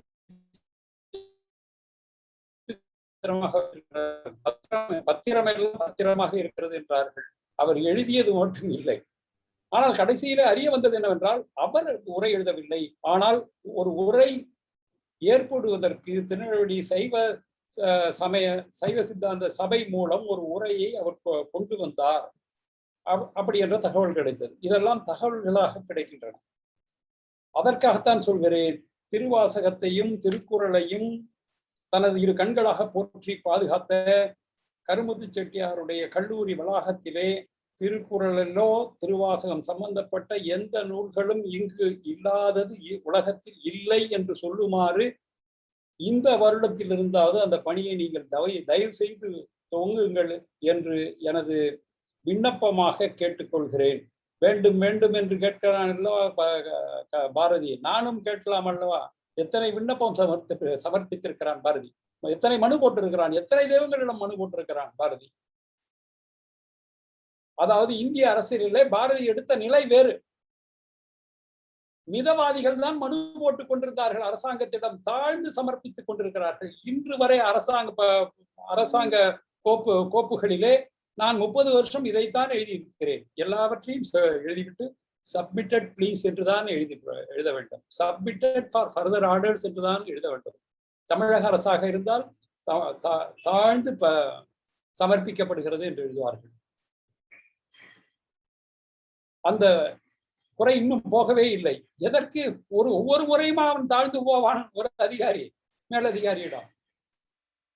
அதே போல இந்த மிதவாதிகள் தான் மனு போட்டுக் கொண்டிருந்தார்கள், மனு அரசியல் நடத்தி கொண்டிருந்தார்கள். அந்த மனு அரசியலை எதிர்த்து வந்தவர் தான் திலகர். இவர்களை தீவிரவாதிகள் என்று சொன்னார்கள், அவர்களை மிதவாதிகள் என்று சொன்னார்கள். திலகரின் பக்கம் நின்றவன் 2 தமிழன், ஒருவன் பாரதி, இன்னொருவர் நம்முடைய கப்பலோட்டிய தமிழர் வஉசி. இவர்கள் இருவரும் காங்கிரஸ் மாநாட்டிலே சென்று கலகம் செய்தவர்கள். யார் தலைமை வகிக்க வேண்டும் என்பதை நிர்ணயிக்கிற சக்திகளாக தமிழ்நாட்டினுடைய பாரதியும் வஉசியும் இருந்தார்கள். ஆனால் இந்திய வரலாற்றிலே இவ்விருவர்களுக்கும் இடமே இல்லை.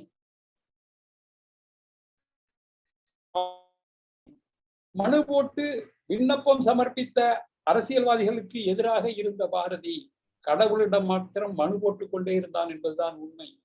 வேண்டுவன வேண்டும் வேண்டும் என்று பாரதி சொன்ன சொற்களை எண்ணினால் அது 1000க்கு குறைவு இருக்காது அவனுடைய பாடல்களிலே. அவ்வளவு வேண்டுகோள்கள்.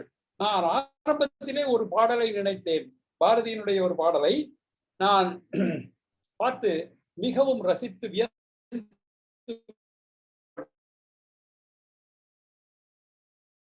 அவர் கலைமகளுக்கு எழுதிய பாடல். அது பாரதியினுடைய பாடல். சரஸ்வதியை மனதிலே ஏற்றி ஒரு வேண்டுகோள் சமர்ப்பிக்கிறார்.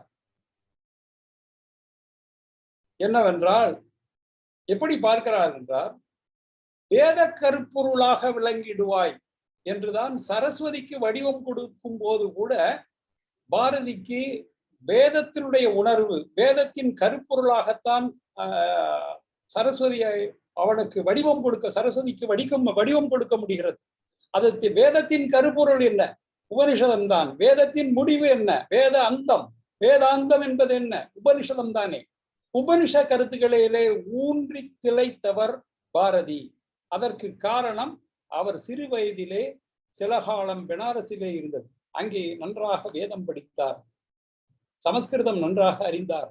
அதன் மூலமாகத்தான் பகவத்கீதையை தமிழிலே மொழிபெயர்த்து கொடுத்தார். வேதத்தில் திளைத்த பாரதி, அந்த வேதத்தில் திளைத்த பாரதியை ஒரு சைவ சபையிலே பேசிக் கொண்டிருக்கிறேன், பின்னாலே வருகிறேன். ஆனால் வேதத்தில் திளைத்திருந்தாலும் சைவ நெறி போதிக்கிற விஷயங்களின் மனிதனாக அவர் வாழ்ந்தார் என்பதை மட்டும் என்னால் புலப்பட்டது. இந்த உரைக்காக நான் திரும்ப படிக்கிற பொழுது ஏற்பட்ட ஒரு தயக்கம் இருந்தது என்று சொன்னேன் அல்லவா ஆரம்பத்தில். ஒரு சைவ சித்தாந்த சபையிலே பாரதியை எப்படி போய் அறிமுகம் செய்வது? அவர் ஒரு வேதாந்தி, ஒரு அத்வைதி. சித்தாந்தம் எனக்கு தெரிந்த அளவு கூட பாரதிக்கு தெரிந்திருக்கிறதுக்கு வாய்ப்பே இல்லை என்பதை நான் உறுதியாக நம்புகிறேன். யாராலும் மறுத்தால் ஒழிய அதற்கு விடை கிடைப்பது கடினம்தான். அதற்கு மாற்று விடை என்பது இருப்பதற்கு சாத்தியமில்லை என்றுதான் நினைக்கிறேன். அப்படி ஒரு என்னிடம் அந்த துணிவு ஏன் பிறந்தது என்றால், இந்த சபையிலே பாரதியை பற்றி பேசலாம் என்ற மனநிலை எனக்கு ஏன் ஏற்பட்டது என்று சொன்னால், சைவ நெறியில் தன்னுடைய வாழ்க்கையை தகவமைத்துக் கொண்டவன், தெரிந்தோ தெரியாமலோ தகவமைத்துக் கொண்டவர் பாரதி என்பதை இப்பொழுது கண்ட மறுவாசிப்பிலே என்னால் கண்டடைய முடிந்தது. அதை நான் இறுதியாக சொல்கிறேன். இப்படி கண்டெடுத்தல் என்பது ஆய்வினுடைய முதற்படி. அது ஒரு டிஸ்கவரி, அது இன்வென்ஷன் இல்லை. கண்டெடுத்தல் என்பது, அதாவது உங்களுக்கு கிடைக்காத ஒரு பொருளை நீங்கள் கண்டெடுத்து உலகுக்கு உணர்த்துகிறீர்கள். இந்த வேலையை பலர் செய்திருக்கிறார்கள், அது கண்டெடுத்தல். ஆனால் இன்வென்ஷன் என்பது ஒரு மறைபொருளை கண்டுகொள்வது. நாம் தரிசனம் என்று சொல்கிறோம் அல்லவா, தரிசனம் என்ற வார்த்தையை பயன்படுத்துகிறோம். தரிசனம் என்ற வார்த்தை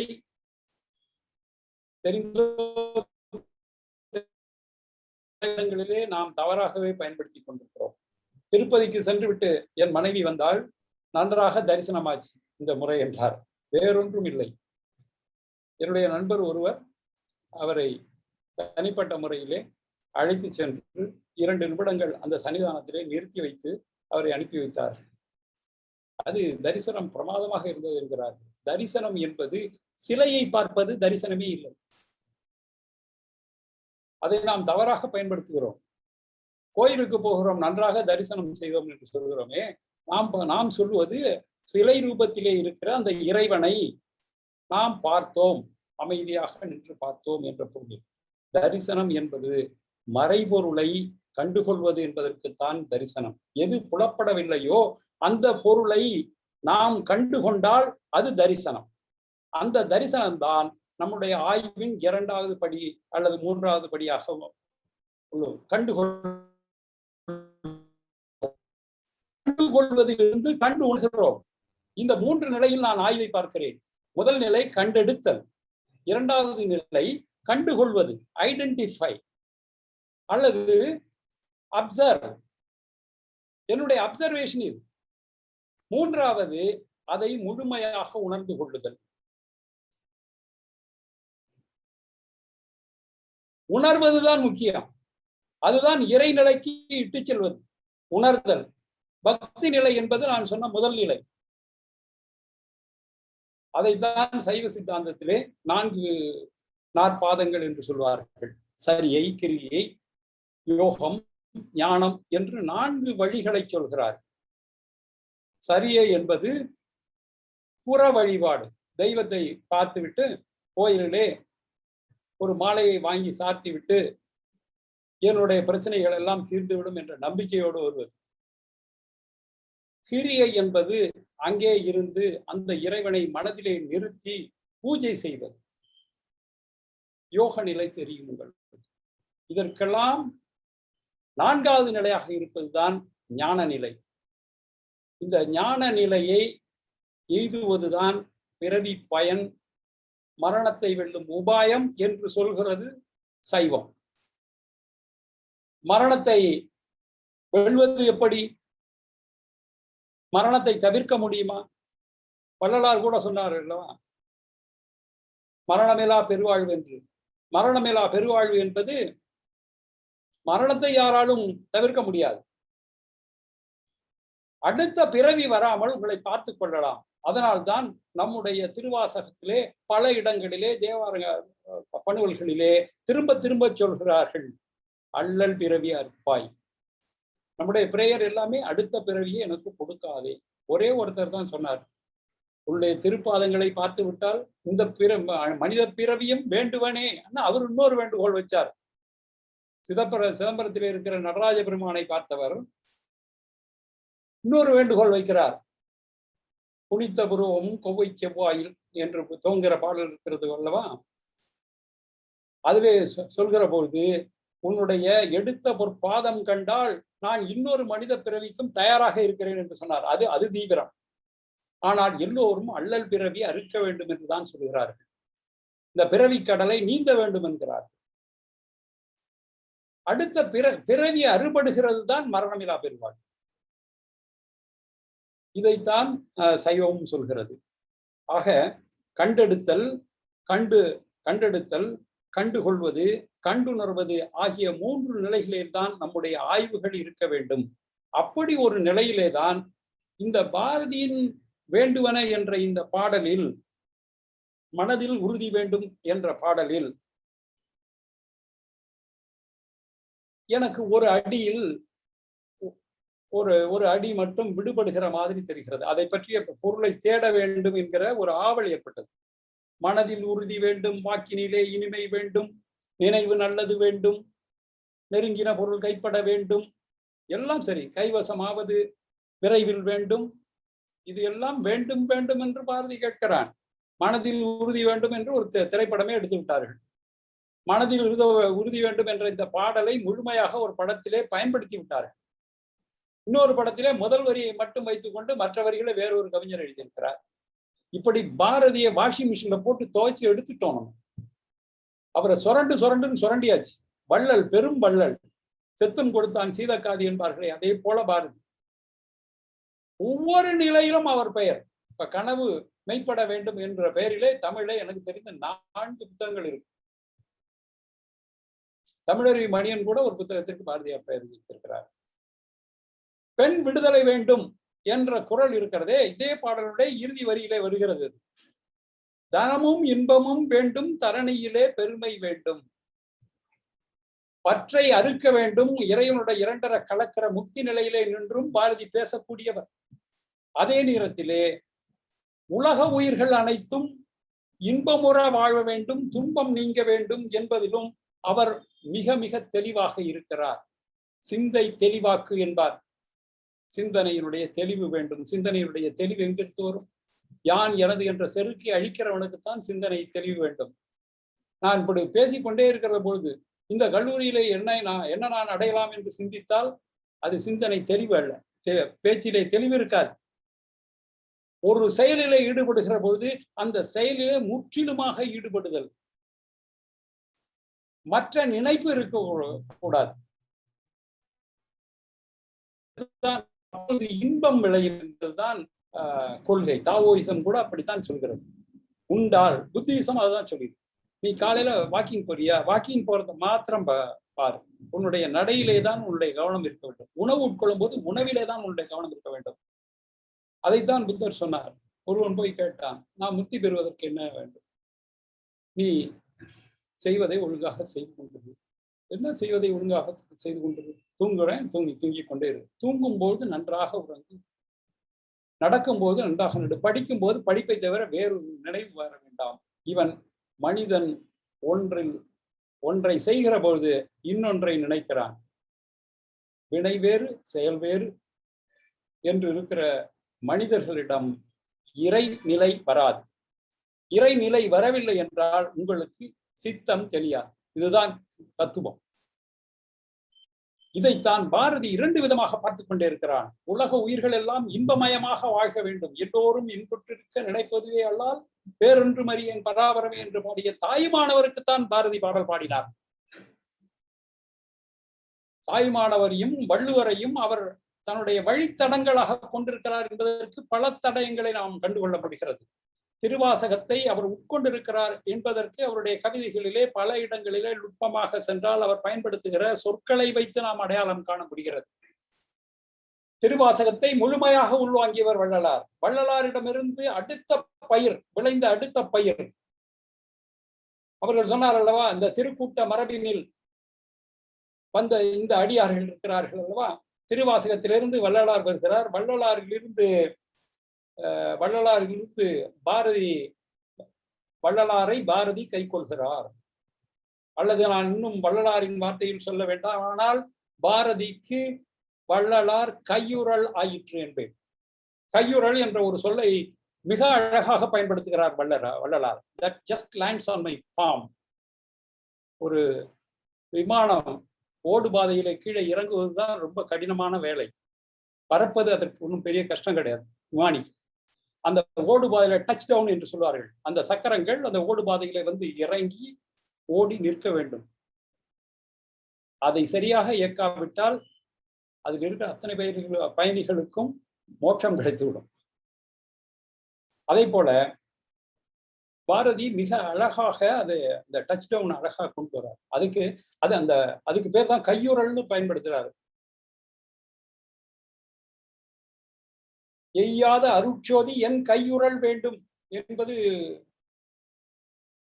பாரதி பாடல்கள் நீங்க அடிக்கடி பார்த்தீங்கன்னா ஒரு 2-3 சொற்கள் அவர்களுக்கு பிரியமான சொற்கள் இருக்கிறது.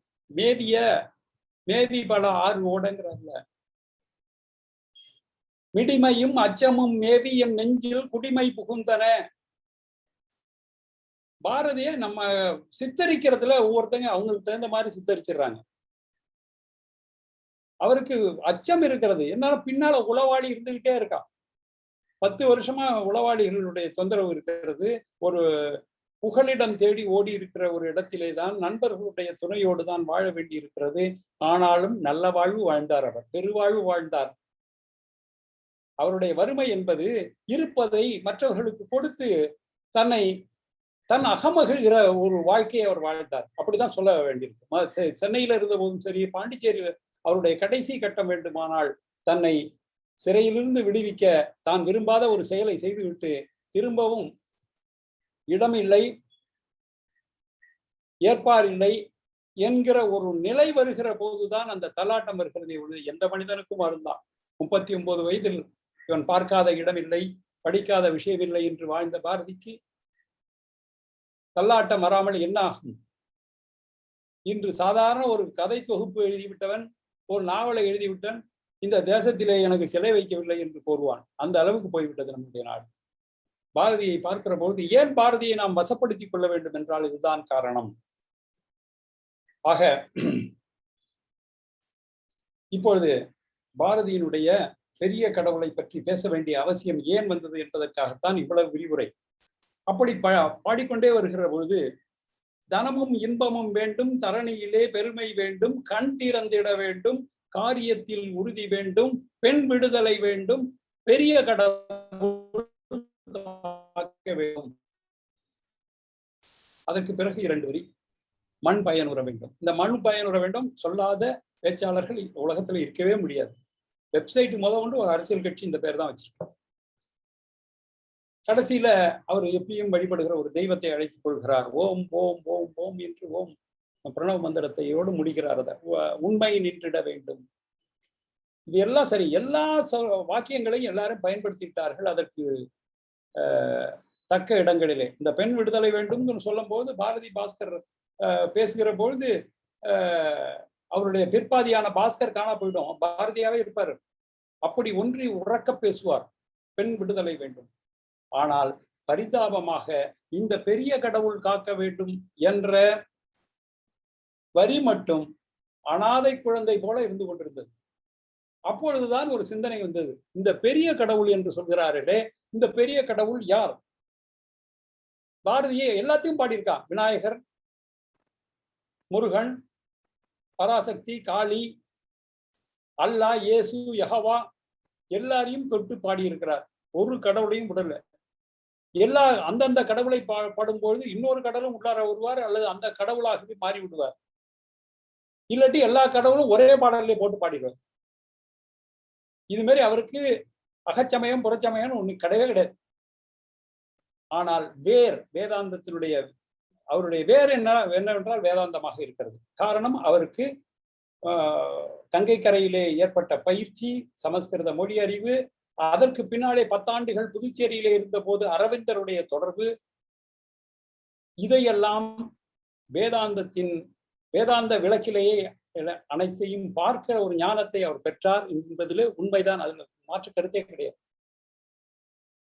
அதனால அவரை வெறும் புரட்சிக்காரனாக மட்டும் பார்ப்பதிலே பயனில்லை. வாழ்வியல் சிந்தனையும் யோசித்த தத்துவவாதி பாரதி என்பதுதான் முக்கியம். அப்ப இங்க பெரிய கடவுள் என்று ஏன் போட வேண்டும்? அவர் சொல்லுவார்ல, பராசக்தி பிரியமானவள், பராசக்தி காக்க வேண்டும்லாம், காளி காக்க வேண்டும் சொல்லலாம். ஏன் பெரிய கடவுள் காக்க வேண்டும் என்று சொன்னபோது அந்த கடவுளர்களை பொதுமைப்படுத்துகிற வேதாந்தத்தினுடைய முடிவாக இருக்கிற பிரம்மத்தை மனதில் கொள்கிறார். அப்படி என்று எனக்கு ஒரு விடை கிடைத்தது. பெரிய கடவுள் என்ற சொல்லை ஆய்வு செய்கிற போது எனக்கு கிடைத்த விடை பாரதியின் பெரிய கடவுள் பிரம்மம் என்பதுதான். அதற்கு ஒரு விளக்கத்தை சொல்கிறேன். கிட்டத்தட்ட இது ஒரு வகுப்பு மாரி தான் ஆகிடும் அங்க சொல்லும்போது. ஸ்ரீரங்கம் பெரியாச்சிரமம் ஸ்ரீமத் ஆண்டவன் ஸ்ரீ வேதாந்த ராமானுஜ மகாதேசிகனுடைய 60ஆம் ஆண்டு நிறைவையொட்டி ஒரு மலர் வெளியிட்டிருக்கிறார். அம்மலரில் ஸ்ரீ உபய வேதாந்த பண்டிதராஜ திருமலை தாதாச்சாரிய சுவாமி விஷ்டாத்வைதம் என்ற தலைப்பில் ஒரு கட்டுரை எழுதியிருக்கிறார். இந்த கட்டுரையில் பிரம்மம் என்ற சொல்லுக்கு ஒரு விளக்கம் சொல்றார். அதைத்தான் நான் இங்க ஒரு சைட்டேஷன் வாங்கல, ஒரு வாதத்தை எடுத்துக்கொண்டோம்னா பிஃபோர் த ஜட்ஜ் நம்ம நிறைய சைட்டேஷன் கொடுக்கணும். அதே போல ஒரு சைட்டேஷன் தான் இது. இது வைஷ்ணவத்திலிருந்து வந்தது. பிரம்மம் என்ற சொல்லுக்கு பெரிதான ஒன்று என்பது பொருள். குறிப்பிட்ட ஒரு விதத்தில் அல்லது பல விதங்களில் பெரிது என்பதால் வரையறையின்றி எல்லா விதங்களிலும் பெரிது என்று இச்சொல் கூறுகிறது. சொரூபத்திலும் பெரிது, குணங்களை எடுத்துக்கொண்டால் அவற்றில் ஒவ்வொன்றிலும் பெரிது என்று கொள்ள வேண்டும். எப்பொழுதும் எங்கும் நிறைந்திருக்கிற பிரம்மம் என்கிற பெரிய பொருள்தான் பாரதியின் பெரிய கடவுள். இப்ப இந்த விளக்கத்திலிருந்து இந்த பெரிய கடவுள் பிரம்மம் என்பதற்கு பெரிதான ஒன்று, பிரம்மத்துக்கு ஏகப்பட்ட சைட்டேஷன் வருஷங்கள் அங்கங்க போனோம்னா. இப்ப ஒரு சுருக்கமா ஒரு விஷயத்தை எடுப்பதற்காக சொல்றேன். பெரிதான பொருள் என்று விளக்கம் சொல்லலாம். அப்படி என்கிற ஒரு பாரதியினுடைய பெரிய கடவுள் என்பது பிரம்மம் அப்படின்னு ஒரு அடிப்படையில ஒரு விஷயம் அது. அதற்கு பிறகு வள்ளலார் எனக்கு அடுத்த பெரியவர். ஏன்னா அவர் திருவாசகத்தினுடைய அடியொற்றி வந்தவர். வடலூர் வள்ளலாரின் 6ஆம் திருமறையில் மெய்யருள் வியப்பு என்ற தலைப்பில் ஒரு பாடல் வள்ளலார் பாடியிருக்கிறார். அவரும் இப்படிதான் கிட்டத்தட்ட பாரதி மாரி துல்கானத்தம்மன்ல ஆரம்பிச்சு வீரகேச பெருமாள் வரையில் போய் கந்தகோட்டத்தில் இருக்கிற முருகன் வரையில் பாடல்கள் பாடியிருக்கிறார் வள்ளலார். கடைசியில் 6ஆம் திருவரு எல்லாவற்றையும் நினைத்து ஒரு பெரிய பொருளை நோக்கி செல்கிறார். வானத்திலே செல்கிற அந்த செயற்கைக்கோள் கடைசியில் அந்த ராக்கெட்டை கைட்டு விட்டுட்டு இன்னொரு கோளில் போய் இறங்குவது போல இவர் 6ஆம் திருமுறையில் இவற்றை எல்லாம் விளக்கிவிட்டு ஜோதிமயமாக இறைவனை பார்க்கிறார். அப்போது அவர் பாடுகிற பாடல் பாருங்க. எனக்கும் உனக்கும் இசைந்த பொருத்தம் என்ன பொருத்தமோ. நம்ம ஆட்கள் எதையும் விடுறதில்லை. இதையும் ஒரு பாட்டாக்கிட்டான், ஒரு திரைப்பட பாடலாக்கிட்டான். எனக்கும் உனக்கும் இசைந்த பொருத்தம் என்ன பொருத்தமோ அப்படின்னு இறைவனை கேட்கிற வள்ளலாருடைய இந்த பாடலிலே அண்டத்து அகத்தும் புறத்தும் ஒன்றன் ஆணை செல்லுதே. அத்தாரிட்டி.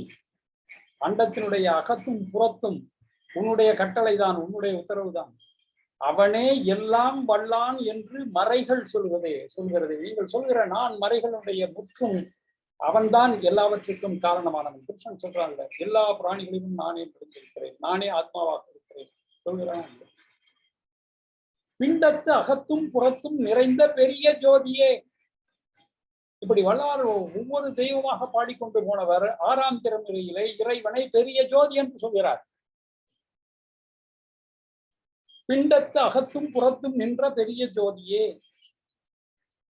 எல்லாம் அந்த ஏக இறைவனின் ஆணை என்று சொல்லுகிற வள்ளலார் அந்த நிலை எழுதுகிற போது பெரிய ஜோதி என்று வணங்குகிறார்.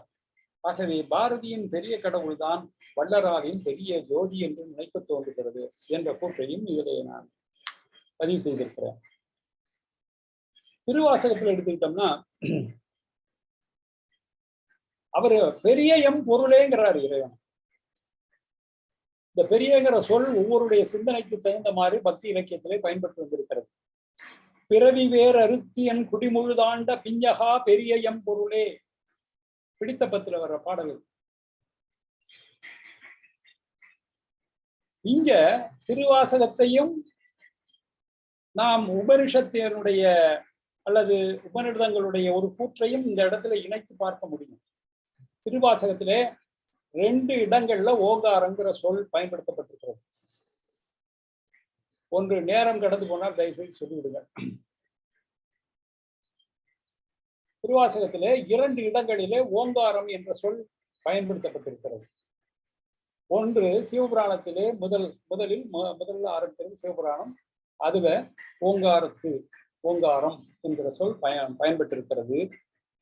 மெய்யே உன் பொன்னடிகள் கண்டு வீடுற்றேன் உய்ய என் உள்ளத்துள் ஓங்காரமாய் நின்ற மெய்யா, இறைவனை ஓங்கார வடிவில் பார்க்கிறார் மாணிக்கவாசகர். இதையே பின்னாலும் ஓங்காரங்கிற சொல் ஓங்காரத்து உட்பொருளையும் கடைசி அச்சோப்பதிகத்துல அந்த வரி வரும். இப்ப இந்த ஓங்கார நிலை என்பது எல்லாம் கடந்த நிலை. மனமும் வாக்குக்கும் அங்கே இடமே இல்லை.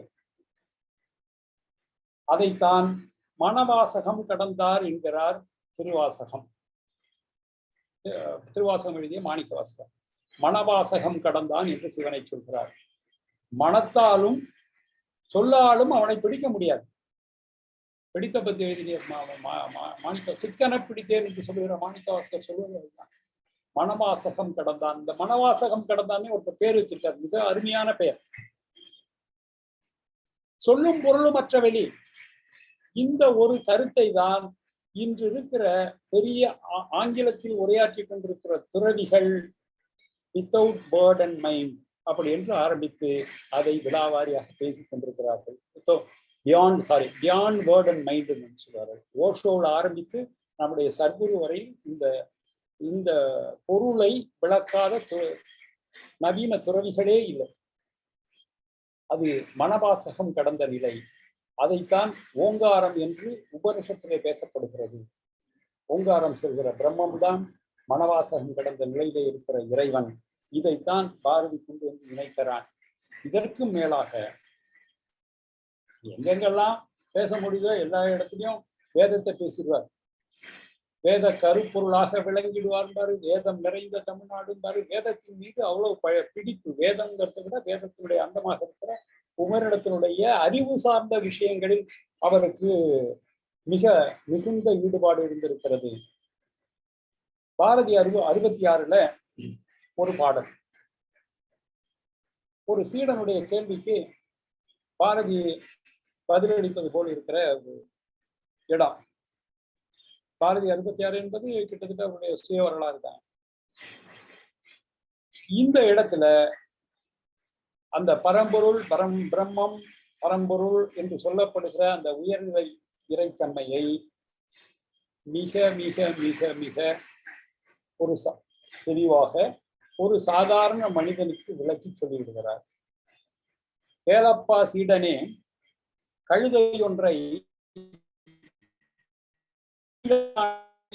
தேலை கண்டு தாளைப்பார் திருகரமும் சிறமேர் குப்பி சங்கர சென்ற என்று பணிதல் வேண்டும். கழுதையை கூட வணங்கு, பன்றியை கூட வணங்கு, அதுவும் தெய்வம் தான். கூலத்தை மலத்தினையும் வணங்கல் வேண்டும். கூடி நின்ற பொருள் அனைத்தும் கூட்டம் தெய்வம். கூடி நின்ற பொருள் அனைத்தின் கூட்டம் தெய்வம். எல்லா பொருள்களுக்கும் தெய்வம் நிறைந்த ஒரு மங்களகரமானவை. மீளத்தான் இதை தெளிவாக விரித்து சொல்வேன். விண்மட்டும் கடவுள் என்று மண்ணும் மகுதே. விண்ணகத்துலதான் கடவுள் இருக்கிறார் என்று நம்பாதே. மண்ணகமும் மண்ணும் கடவுள்.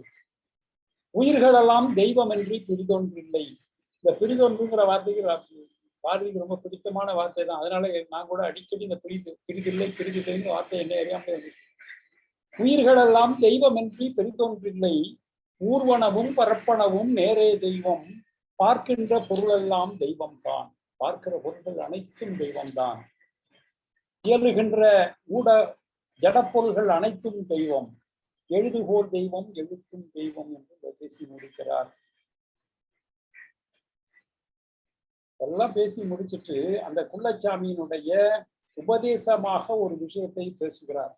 அதுதான் ரொம்ப பாரதியினுடைய உச்சமாக நான் படுகிறேன். அதாவது தத்துவவியல் உச்சமாக எல்லா மதங்களுடைய சாரங்கள் எல்லா இடத்துலயும் அதனுடைய ரிஃப்ளெக்ஷனை பார்க்க முடியும். குள்ளச்சாமி ஒரு உபதேசம் பண்றார். அந்த உபதேசனுடைய சாரமாக இருப்பது இந்த 2 வரிகள். பேசுவதால் பயனில்லை. அந்த பயனில்லாத விஷயத்தை தான் நான் 1 மணி நேரமாக செய்தேன். பாரதி சொன்னார், பேசுவதால் பயனில்லை, அனுபவத்தார் பேரின்பம் எய்துவதே ஞானம். அனுபவத்தார் பேரின்பம் எய்துவதே ஞானம், பேசுவதால் பயனில்லை. பேச்சினால் பயனில்லை. ஞானிகளுக்கு பேச்சு போயிடும், சொல்லும் பொருளும் இருக்காது. அதுதான் மனவாசகம் கடந்த நிலை, அதுதான் பிரம்மம். பாரதி சொல்கிற பிரம்மம் அது.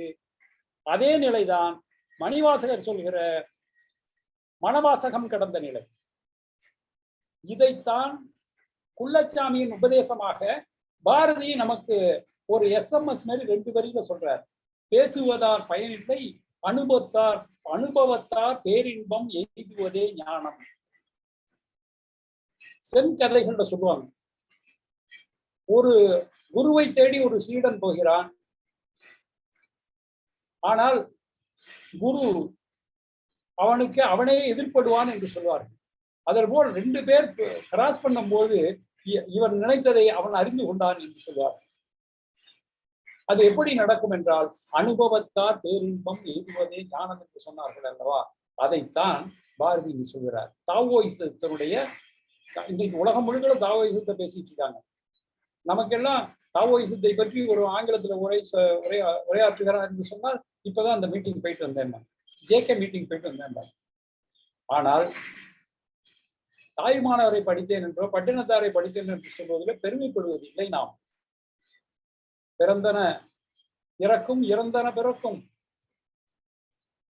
எல்லாம் அவர் முடிஞ்சிட்டார். ஆடும் கயிற்றில் ஆசை கயிற்றில் ஆடும் பம்பரம், காசிற் பணத்தில் ஆடும் காத்தாடி சோழும் காத்தாடிப்பார். எங்கூர்காரர், பூம்புகார்காரர், உங்கள் நிறுவனருக்கு சொந்தக்காரர். உங்கள் கல்லூரியில் நிறுவனர்கள் எல்லாம் எங்க ஊர்ல பூம்புகார்ல தான் இருந்தாங்க. ஆழிப்பேரலையில் பயந்து கொண்டு அவர்கள் செட்டு நாட்டிலே குடியேறினார்கள். தண்ணியே இல்லாத ஒரு பட்டினத்தார் பாடிய பாடல். தாய்மானவருடைய பாடலுக்கு மிஞ்சிய தத்துவம் தாவோயிசத்தின் அந்த தாவோயிசம் புத்தகம் எழுதுனதே காரணம் என்னன்னா, நம்முடைய இருக்கிற மரபார்ந்த இலக்கியங்களில் கொடுக்கப்பட்டிருக்க தத்துவ பரிசீலனைகள். நான் அப்படி சொல்றேன், ஒரு சமயம் சார்ந்து நான் பேசவில்லை. தத்துவ பரிசீலனைகள், வாழ்வியல் முறைகள், இவர்கள் கண்டு தரிசித்ததை நாம் உணர வேண்டாமா? ஆனால் இப்ப நம்ம தம்மபதம்னா ரொம்ப பெரிய விஷயம்னு நினைப்போம். அது பெரிய விஷயம் தான், இல்லைன்னு சொல்றேன். தாவோயிசம் என்றால் உடனே வாய் விளந்து கேட்போம். ஆனால் நான் சொல்ல வருவது என்றால், இதற்கு இணையான கருத்துக்கள் நம்முடைய மரபார்ந்த இலக்கியங்களிலே இருக்கிறது. அதையும் கண்டுகொள்ளுங்கள் நவீனர்களே என்று நான் சொல்லிக் கொள்கிறேன். இப்படியாக காலம் கடந்த நிலையில இருக்கிறோம். ஒரு செய்தியை சொல்லுகிறேன். பாரதியுடைய இன்னொரு 10 நிமிடம் எடுத்துக்கலாமா மேடம்? ஹலோ, பாரதியை பற்றிய மதிப்பீடு எப்படி இருக்கிறது நமக்கு? பாரதியை பற்றி நவீன இலக்கியத்துல எப்படி ஒரு மதிப்பீடு வருகிறது நமக்கு? மௌனி என்று ஒரு மிகச்சிறந்த எழுத்தாளர், குறைந்தபட்ச கதைகளை எழுதியிருக்கிறார். சிதம்பரத்தை சேர்ந்தவர். சிதம்பரத்திலே ஒரு ரைஸ் மில் ஓனராக இருந்தவர். மீனாட்சி கல்லூரி என்று இருந்த காலத்திலே, அண்ணாமலை பல்கலைக்கழகம் அப்போது கிடையாது, மீனாட்சி கல்லூரி என்ற இருந்த காலத்திலே அங்கிருந்த நூலகத்தை முழுவதும் ஆங்கில நூல்களாக படித்து பயின்று மேன்மையுற்றவர். ஒரு அப்டிராக்ட் ஃபார்ம் ஆஃப் ஸ்டோரிஸ் எப்படி தமிழில் எழுதப்படணுங்கிறதுக்கு அவர் தான் வழிகாட்டி. ஆனால் அவருடைய தமிழிலே பல சிக்கல்கள் இருந்தது. அதை பல பேர் ஒன்று திரட்டி அதை கதையாக்கி ஒரு நல்ல மொழிக்கு ஏற்படுத்தி கொடுத்தார். அவருக்கு நல்ல நண்பர்கள் இருந்தார்கள். அப்படிப்பட்ட மௌலிக்கு ஒரு சிறந்த இடம் இருக்கிறது தமிழ் இலக்கியத்திலே. ஆனால் போதாத காலம். அவர் 1980 கொடுத்த பேட்டியில என்ன சொன்னார் தெரியுமா? 2000 ஆண்டு தமிழ் இலக்கியத்திலே ஒன்றுமே இல்லை. நான் பிறந்த பிறகுதான் இந்த உலகம் உய்வு பெற்றது என்ற வகையில் பாரதியில் கவித்துவம் இல்லை, பாரதியில் 15 கவிதைகள் 15 கவிதைகளை லிரிக்கல் போயம் என்று சொல்கிற வகைப்பாட்டில் நிறுத்தலாம் என்று ஒரு அரிய மொழியை கூறினார். அவர் சிதம்பரத்தில் இருந்தவர். அவருடைய குடும்ப தொழில் என்பது ஒரு ரைஸ் மில்ல இருக்கிற வேண்டிய ஒரு பணி. அதில் இருந்து கொண்டு அவர் பெரிய விஷயங்களை படித்தார். ஆனால் பாரதி 39 ஆண்டுகளுக்குள் இந்தியாவை வலம் வந்து இந்தியாவினுடைய விடுதலை போராட்டத்தினுடைய தலைமையை யார் நடத்த வேண்டும் என்று தீர்மானிக்க அந்த கூட்டத்திலே போய் கலாட்டா செய்த ஆள். காங்கிரஸ் கூட்டத்தில் கலாட்டா செய்த முதல் ஆள் பாரதி, இரண்டாவது ஆள் வஉசி. அதனுடைய வரலாறு இன்னும் தொடரும்.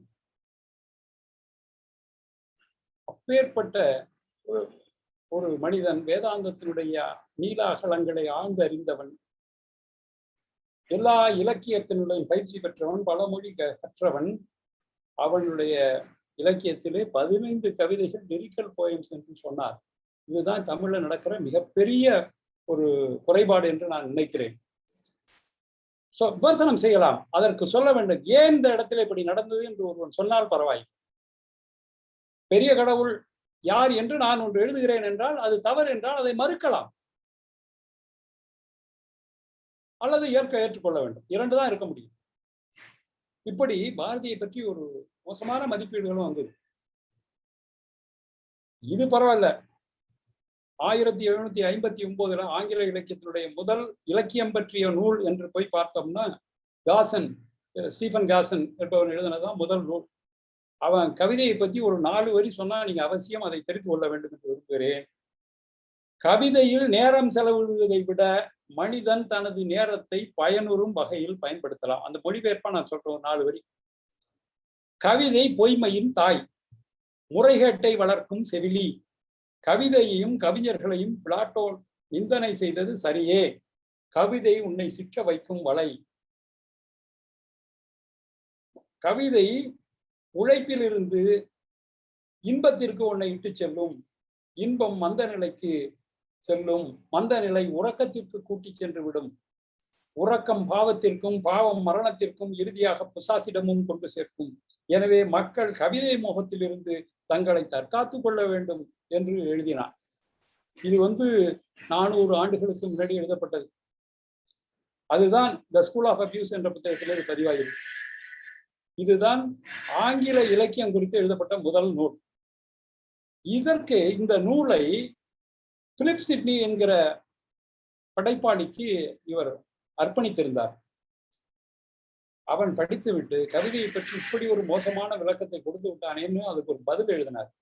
அதுதான் ஆங்கில இலக்கியத்தை பற்றிய முதல் நல்ல மதிப்பீடு. அதே போல பாரதியை பற்றி சான்றில்லாமல் முன்வைக்கப்படுகிற மதிப்பீடுகளை புறந்தள்ள வேண்டும். சான்றோடு வைக்கப்படுகிற சான்றுகளை ஏற்றுக்கொள்ள வேண்டும். சரியா? அத்துடன் ஏறக்குறைய 1 மணி நேரம் தாண்டி விட்டது என்று நினைக்கிறேன். நிறைய இவருடைய கடவுள் கொள்கையை பேச போனோம்னா அதற்கு ஒரு வரையறையே இல்லை. அதனால இன்னும் 2 மணி நேரம் இருந்தால்தான் என்னுடைய உரையை முழுமையாக முடிக்க முடியும் என்று நான் நம்புகிறேன். அதற்கு வாய்ப்பு இல்லை. எனவே இறுதி பகுதிக்கு நான் வந்து விடுகிறேன்.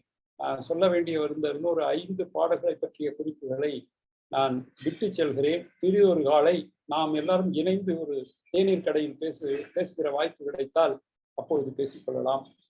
நான் இறுதி நிலைக்கு வந்து விடுகிறேன். விடுதலை என்று ஒரு பகுதி, விடுதலை என்ற தலைப்பிலே இருக்கிற கவிதை.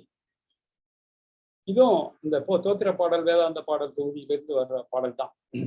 அதனுடைய ஒரு 4 வரிகளை மட்டும் நான் சொல்லி இதை நான் முடிக்க விரும்புகிறேன். யான் எதற்கும் அஞ்சுகிறேன். இது ஒரு டிக்ளரேஷன் மாதிரி சொல்றார் பாரதியார். யான் எதற்கும் அஞ்சுகிறேன் மானுடரே.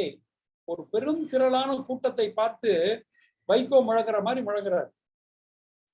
யான் எதற்கும் அஞ்சுகிறேன் மானுடரே, நீவீர் என் மதத்தை கை கொள்மேன்.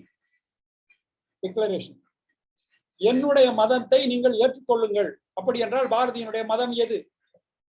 மதம் என்ற சொல்லுக்கு வடமொழியிலே கொள்கை என்று பொருள். நாம் மதம் மதம் என்கிறோமே, அதைதான் வடமொழி சொல்வது. யான் எதற்கும் அஞ்சுகிறேன் மானுடரே, நீ வீர் என் மதத்தை கை கொள்மின். சரி, உங்க மதத்தை எடுத்துக்கிட்டோம், என்ன பண்ணோம்? பாடுபடல் வேண்டாம், ஒன்னும் கஷ்டப்படாதீங்க. Don't exert yourself. ஊனுடலை வருத்தாதீர். உங்க உடம்பு தேவை வேணாம், ரொம்ப கஷ்டப்படாதீங்க, ரொம்ப உழைச்சி கிடைக்க கஷ்டப்படாதீங்க. உணவு இயற்கை கொடுக்கும், உணவு இயற்கை கொடுக்கும். நீ உற்பத்தி பண்ண வேண்டாம், இயற்கையே உனக்கு வேண்டியதை கொடுத்து விடும். உங்களுக்கு தொழில். அப்ப மானுடர் ஒவ்வொருவருக்கும் ஒரு தொழிலை சொல்கிறார், பேசிக்கான தொழில். நீ ஆசிரியராக இருக்கலாம், கவிஞராக இருக்கலாம், மருத்துவராக இருக்கலாம். ஆனால் உன் வாழ்வியலுக்கு என்று உனக்கு ஒரு தொழில் இருக்கிறது. அதை நிரந்தரமாக 24 மணி நேரமும் அந்த தொழிலை கைவிட்டு விடக்கூடாது. உங்களுக்கு தொழில் இங்கே அன்பு செய்தல் கண்டீர். பாரதி என்னுடைய மதம்னு சொல்றான், நல்லா கவனிங்க. என் மதத்தை கை கொள்மீன். என்னுடைய பாலிசி இதுதான், என்னுடைய மதம், என்னுடைய சமயம் இதுதான். நான் எதற்கும் அஞ்சுகிறேன். அந்த வார்த்தைகளை பாருங்கள், அது தெளிவுபட சொல்கிறார், தெளிவுபட சொல்கிறார். பிரபஞ்சத்துல ஒரு வரி வரும், சொன்னால் விரோதம் இது ஆயினும் சொல்வேன் அப்படிம்பார். இது நமக்கு வாழ்க்கை முழுவதும் வர்ற வரி. அது சொன்னால் வீட்டுல வரும். கணவன் மனைவிக்கு சொன்னால் விரோதம் வரும், மனைவி கணவனுக்கு சொன்னால் விரோதமாகும், அப்படிதான் சொல்லுவாங்க. ஆயினும் சொல்வேன், சொன்னால் விரோதம் இது ஆயினும் சொல்வேன் அப்படின்னு அரைந்து சொல்கிற மாதிரி, யான் எதற்கும் அஞ்சுகிறேன் மானுடரே, நீ வீர் என் மதத்தை கைக்கொள்மின், பாடுபடல் வேண்டாம், உணவு இயற்கை கொடுக்கும், உங்களுக்கு தொழில் இங்கே அன்பு செய்தல் கண்டீர். அன்பு செய்தல் தான் பாரதியுடைய மதம். பேசிக் மதம், பேசிக் லைஃப் ஸ்டைல் அவருக்கு என்னன்னா அன்பு செய்தல். அன்பு காட்டுதல் அல்ல. கருணை காட்டலாம், அன்பை காட்ட முடியாது. அன்பை காட்டினால் அது போய். அன்பு என்பது செய்யப்பட வேண்டும். அது அருளை போல. கருணை என்பது ஒரு மனிதன் அடிபட்டு கிடக்கிறான் என்ற ஒரு புற நிகழ்வினால் அவன் மீது கருணை கொள்வது. அருள் என்பது அருள் பாலிப்பது. அது அதற்கு நீக்கு நிலையே கிடையாது, உள்ளார்ந்து இருக்கும் எப்பொழுதும். அன்பு அப்படித்தான். அதனால்தான் சொல்கிறார், உங்களுக்கு தொழில் இங்கே அன்பு செய்தல் கண்டீர். இப்படி அன்பை போதிக்கிற மதம்தான் பாரதியின் மதம். இன்னொரு சான்று, சுத்த அறிவே சிவமென்று கூறும் சுருதிகள் கேளீரோ. இன்னொரு தலைப்பு அன்பே சிவம் அப்படின்னு ஒரு தலைப்பு வச்சிருக்காரு. இப்ப பாருங்க, சைவத்தின் பக்கம் எப்படி வர்றாரு பாருங்க. அன்பே சிவம் அப்படின்னு ஒரு தலைப்பு. சுத்த அறிவே சிவம் என்று கூறும் சுருதிகள் கேளீரோ. சுருதிகள்னா வேத ஞானம் என்ன சொல்றதுன்னா, சுத்த அறிவு தான் சிவம், எட்டர்னல் ட்ரூத் அப்படின்னு சொல்றோம் இல்லையா, அந்த எட்டர்னல் ட்ரூத் தான் சிவம்.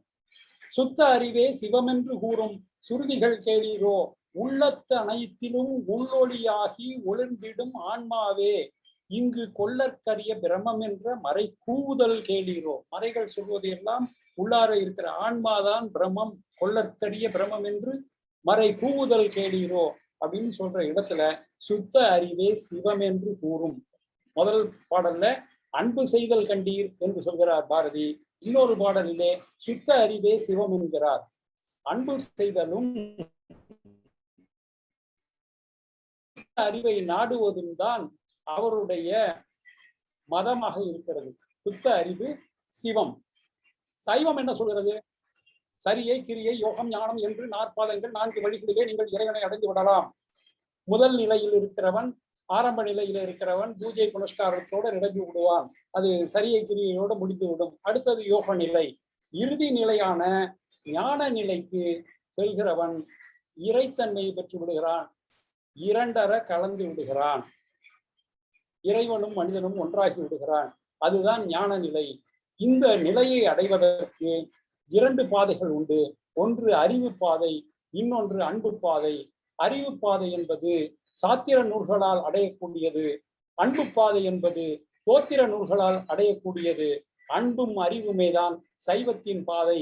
இதைத்தான் உங்கள் கல்லூரியினுடைய நிறுவனர் கல்லூரியினுடைய லட்சிய வாசகமாக பதித்திருக்கிறார். அறிவும் அன்புமே சிவம் என்றுதான் உங்களுக்கு சொல்லிக் கொடுத்திருக்கிறார்கள். அறிவும் அன்புமே சிவம் என்பதுதான் உங்கள் கல்லூரியினுடைய லட்சிய வாசகம். இப்பொழுது சொல்லுங்கள், இதை ஒரு முறை நினைவு கூறுங்கள். இந்த அன்பும் அறிவும் சிவம் என்ற உங்கள் கல்லூரியின் இலட்சிய வாசகமும் பாரதியினுடைய அன்பு செய்தில் கண்டீர் என்பதும் சுத்த அறிவே சிவம் என்றும் சொல்வதும் ஒருங்கே இணைக்கோடுகளாக இருக்கிறதா இல்லையா? நான் சைவ சித்தாந்த ஒளியில் பாரதியை தேடிய போது கிடைத்த ஒரு விஷயம் இது. இதற்கு உங்களுடைய கல்லூரியின் வாசகம்தான் என் அறிவு கண்ணை திறந்தது என்று சொல்லி இந்த வாய்ப்பளித்த உங்கள் அனைவருக்கும் என்னுடைய நன்றியை கூறி விடைபெறுகிறேன். வணக்கம்.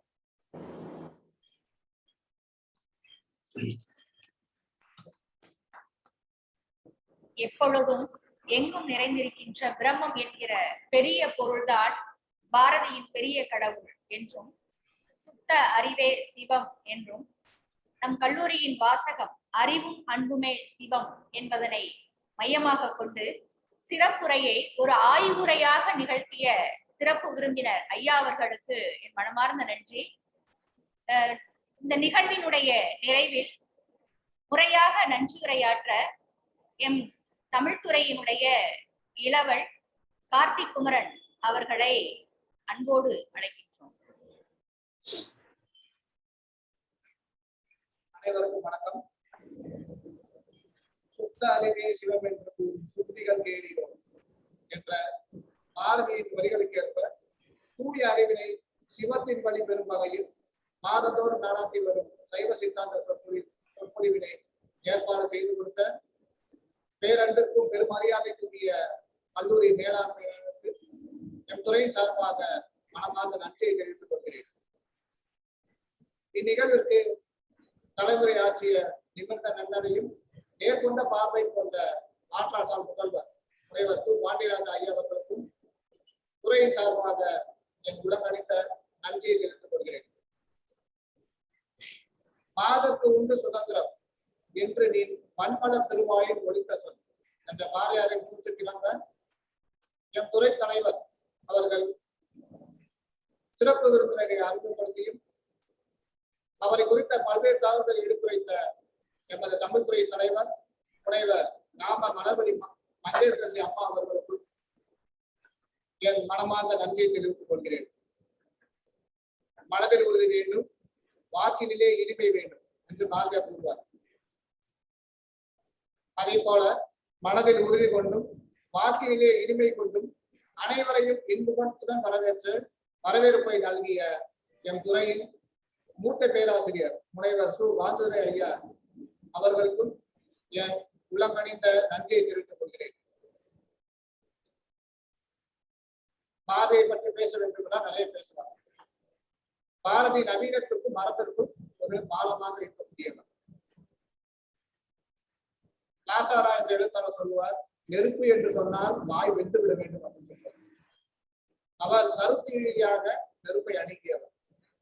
ஆனால் பாரதியார் தீக்குள் விரலை விட்டால் நந்தலாரா, தீர்வு பின்பம் தோன்றுவதை நந்தலாரா அப்படின்னு ஸ்பரிசத்தால் நெருப்பை அணுகியவர். ஆக பாரதியார் ஒலிக்கு மிக நெருங்கி சென்றிருக்கக்கூடியவர். அதே போல பத்திரிகைகளில் கேலி சித்திரத்தை குறிப்பாக இந்தியாவில் தமிழ் பத்திரிகையில் இந்தியா என்ற பத்திரிகையில் அவர் கேலி சித்திரத்தை உருவாக்கக்கூடியவர்.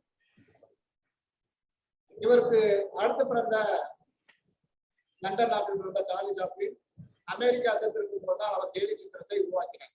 ஆனால் பாரதியார் அதே போல இந்தியா என்ற பத்திரிகையில் கேலி சித்திரத்தை உருவாக்கியவர். அவர் பன்முகப்பட்ட படைப்பாளர், ஒரு கவிஞர், சிறுகதை ஆசிரியர், பத்திரிகையாளர், ஒரு புரட்சியாளர் என்றெல்லாம் பல முறையில் சொல்லலாம்.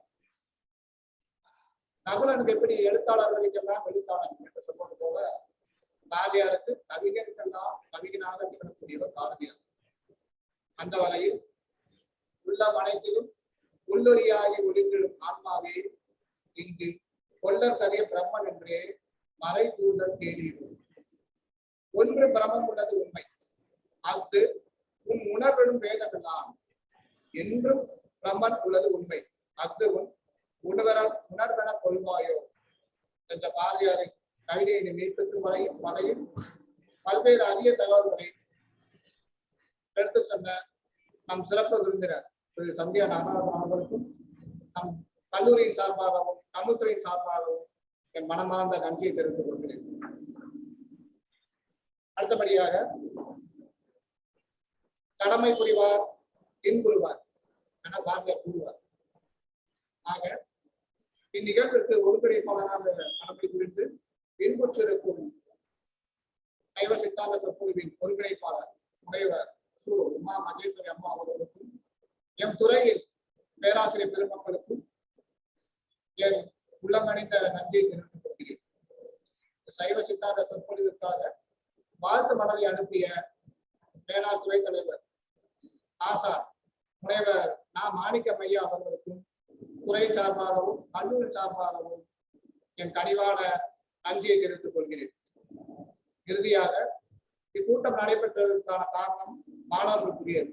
அந்த வகையில் மாணவர்களும் அதே போல இந்த சைவ சித்தாந்த சொற்பொழிவுக்கு தவறாது கலந்து கொண்டிருக்கும் இணைய வழியில் கலந்து கொண்டிருக்கும் பெரியோர்களுக்கும் நகர்த்தார் பெருமக்களுக்கும் ஆன்றோர்களுக்கும் சான்றோர்களுக்கும் என்னுடைய அன்பார்ந்த மாணவர்களுக்கும் கல்லூரியின் சார்பாகவும் தமிழ்துறை சார்பாகவும் மனமார்ந்த நன்றியை தெரிவித்துக் கொண்டு விடைபெறுகிறேன். நன்றி, வணக்கம். நிறைவாக மங்கள வாழ்த்து.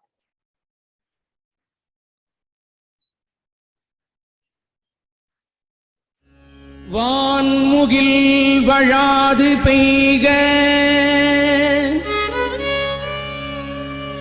மலிவளம் சுரக்க